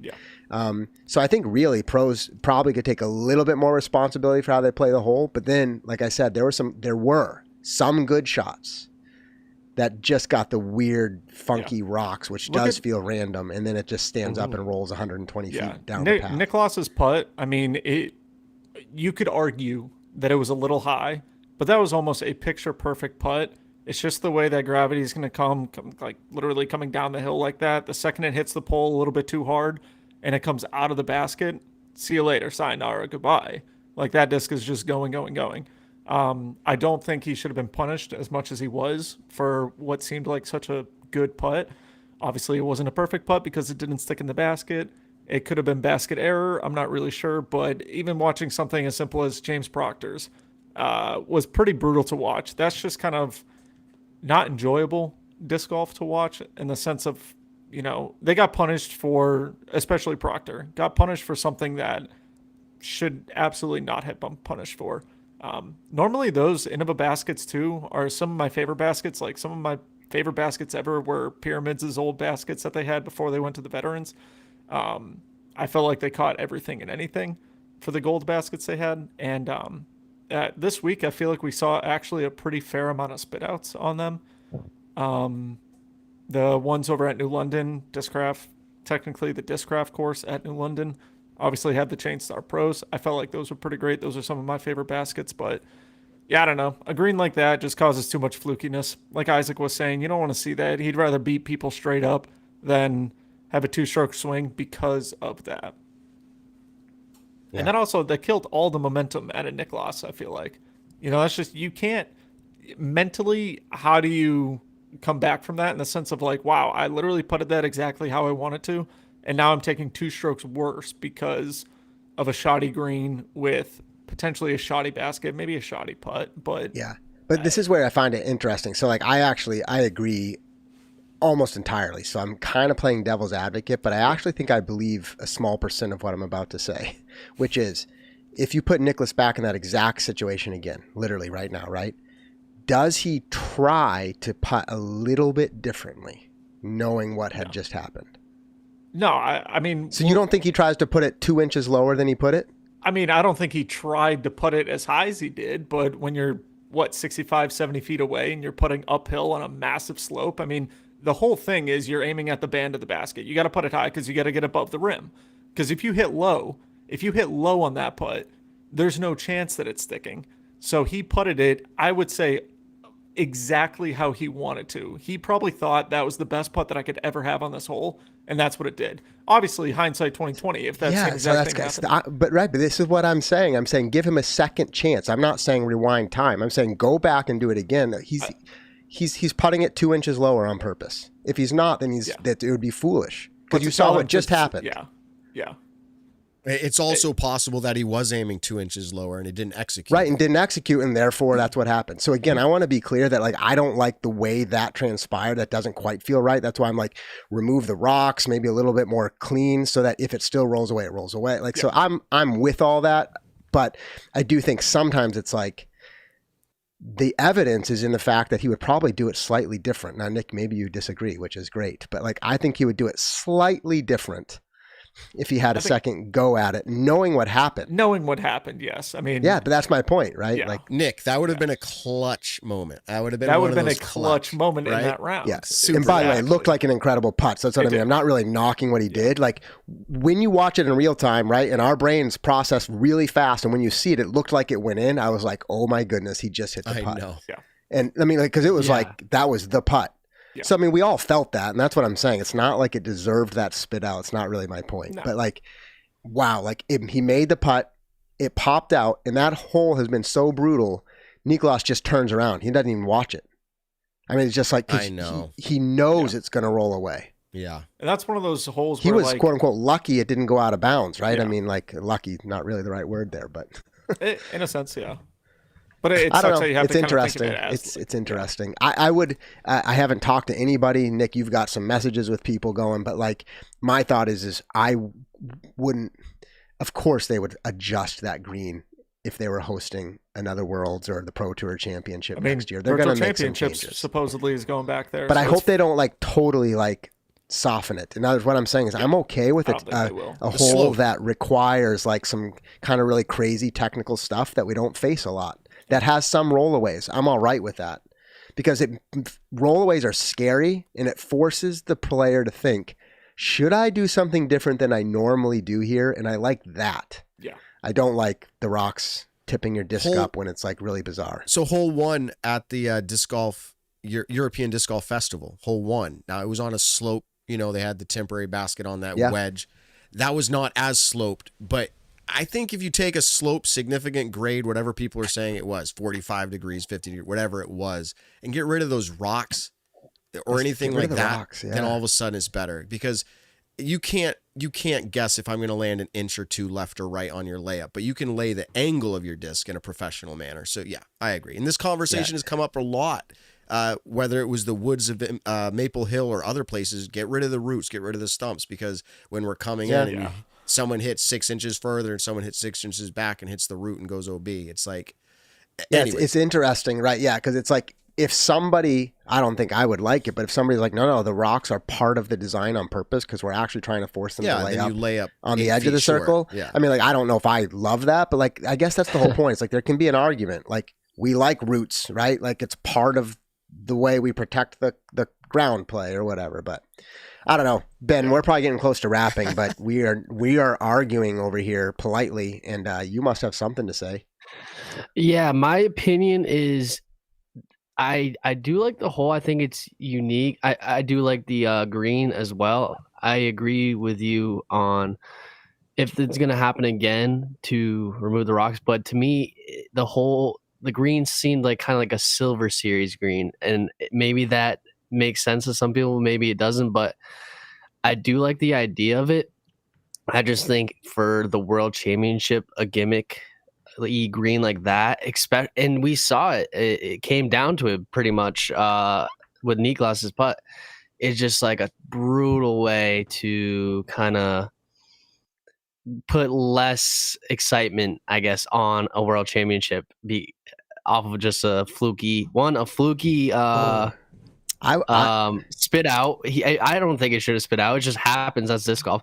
But then hitting the ground, it's what are you gonna do? Yeah, again, I don't like it, but you used the word exciting. For all the wrong reasons, but I think it added excitement. It added drama. Literally, we're sitting here talking about it. Once I saw that, I was like, it's over. Right, but that moment was dramatic. You literally that sequence of Isaac and his dad. You see the relief, right? All those camera angles where there's like, oh my goodness, like that happened. Take a breath, and then Niklas roll away. Like that is live sport dramatic effect. Like I know, but it's imagine just too bad. he It's hits like that. So Isaac basically, obviously laying up. Niklas going all out, hits it. I think he's only down maybe 2 at that point. And with a few big holes. I'm just saying it's. I think I really like it. I think it's really unique. It's just, I think it needs to maybe be changed so it's more layup friendly. If that's what it sounds like, in principle, we're probably all in agreement. And my guess is there's nobody who disagrees substantially. There's always someone. But I don't even think it was much as like it wasn't layup friendly, because I think a lot of people who did lay it up executed it very well. I think the people who got a little bit too greedy on the hole, which all the power to them if they feel like they need to make a push. I feel like those are the ones who got punished a little bit more. Most of the layups that I was able to watch, I felt like people matched the angles pretty well and didn't have too much in it. It was kind of that scary, like it hits the ground, almost like Evelina's layup on hole 18. Like I literally thought when she laid it up that it was about to roll all the way down the hill. Roll all the way down the hill. Could you imagine? It crossed my mind that was going to happen. So would you say Isaac's layup on that hole wasn't perfect? Because I thought it was. In my eyes, I know Nate Doss was like, "Oh, he floated it way too much." Round 5, it was not perfect. Okay, it wasn't perfect. No way! Don't throw that layup. Don't throw that layup at the rocks within the bullseye on that hole. That's not a perfect layup on that hole. But I'm saying, I'm pretty sure it seemed to me like he matched. He did everything right, and still. Yeah, but he needed to throw it 5 more feet up the hill, so it's not. You're saying to avoid the rocks. Avoid the rocks altogether. Okay, which is why I would like them to remove the rocks. Yeah. Yes. Because I think that adds some like kind of stupidness. Because if Isaac rolled away off of that, like to me, it looked like a perfect layup. Then I think that would even be people would be even more outraged. Losing their mind even more. Well, yes. That's funny. All right, here would be my take. There's no way after seeing that course for 2 rounds prior, seeing all the rollaways, it's not a perfect layup if you throw it where the rollaways are happening, which is the rocks. That's not a perfect layup. If you're his caddy, you're literally telling him, don't throw it. I mean, you're hopefully not talking about this because it gets in your mind. But if there was a conversation, don't lay it up in the rocks. Lay it up where you laid it up in round 2 and round 4. That's what you would say, right? So it's not a perfect layup. Like he put it in the rocks and then risked the rollaway, and it almost did. And sure, we'd be losing our minds, but I would also, like 50-50, I'd be upset that the rocks were there. And I would say, what was Isaac doing? Yeah. I'm all for making greens harder in disc golf. I think our putting is a little easier than, obviously, it's way easier than golf. But our putting is significantly kind of an easier thing to do from 10, 15, 20, even for these top pros, 25 to 30 feet. I'm all for making greens more difficult to where players kind of have to say, hey, I need to land 20 feet long of this basket to have the best possible chance at a wide open putt. Now, I don't think you need a massive sloped green to make that happen, but that's kind of my. It'll be interesting. Presuming the Pro Tour Championship will be back there next year. I mean, I think there's a good chance. I know they're trying to figure out exactly the courses, but it'll be interesting to see the tweaks they do. Can you hear me? Here's my thing on and this. I guess I'll just leave off with this. I think if that Niklas rollaway didn't happen, I think I am more friendly towards the hole, and I think that's a super cool hole. I think maybe the results of what was happening off of it, like in the crunch moments, is kind of what, to me, demoted a bit. But I think if that wasn't happening and there wasn't an insane rollaway and like basically one of the most crucial moments probably of his disc golf career, I think I do like that hole a little bit more, and even I'd so much go to say like I like that green. I think I like it because it's unique. Like I don't think we really see that on the Pro Tour ever. I'm trying to think. I can't really recall. And that's why I liked Ivy Hill. I thought there was a lot of cool shots where there's like this sick shot where you're basically throwing downhill, but the green is also uphill. So it's like you're throwing down at the green, but the green's uphill, and it's something we've really never seen, and pros were landing short on it all the time. And I thought that hole was really cool too. It was something unique that I really liked. They were throwing like putters off the tee and then going for it. Last comment for me. I wouldn't mind if it also just looked a little nicer. Yeah. Just the aesthetic. That was one of the other things, is that it was obviously freshly cut, and it's a whole new course realistically. So yeah. But really quick, I do want to, while we're wrapping this up, I want to shout out the Runkin Pratt family for hosting over at Ivy Hills. I know they bought the YouTube live coverage for day 2 so that everyone could watch for free. I'm pretty sure they paid for all of that, so shout out to them. Awesome. And then from what I heard, the amazing amount of hospitality. Really quick, do want to say rest in peace to Melody Bailey, an Innova-sponsored pro who unfortunately did lose her battle to brain cancer. Just awful. We say it every week. Tell someone you love them. You never know when the last time is going to be for that. So thank you everybody for tuning in to our post-World show. We kind of have an off week next week, so we're going to probably talk about more Worlds topics that we have kind of in queue right now. Don't forget to like, comment, subscribe on the YouTube channel. Thank you for joining us tonight. Tell someone you love them this week. We'll catch you guys all on the next one. There's no regular events left. Disc Golf Pro Tour Plus, 4 rounds. Major, 4 rounds. Playoff events, 4 rounds. That's all we got left. Big stuff. Yeah. And one massive A tier. Yeah. For throw pick. Well, this show, as most live shows do, sometimes it goes unexpectedly. Thank you all for the support there. Josh, for the show prep that I was able to run with. And we're hoping that interview did you guys a favor and you enjoy listening to what Isaac had to say. Yeah, guess we're there. Until next time. That was quick. See you all. Oh, last show. I'm shocked we were ending. Last show we ended, we said hashtag where's Ben? Ben's here, so we'll let him talk about that sometime. You can't talk about it I was yet. in Canada. Canada. That's all I can say. Wow. All right. Well, we'll hear about that another time. Until then, bombard his inbox. Hashtag Ben's here. Peace out, everybody. Peace.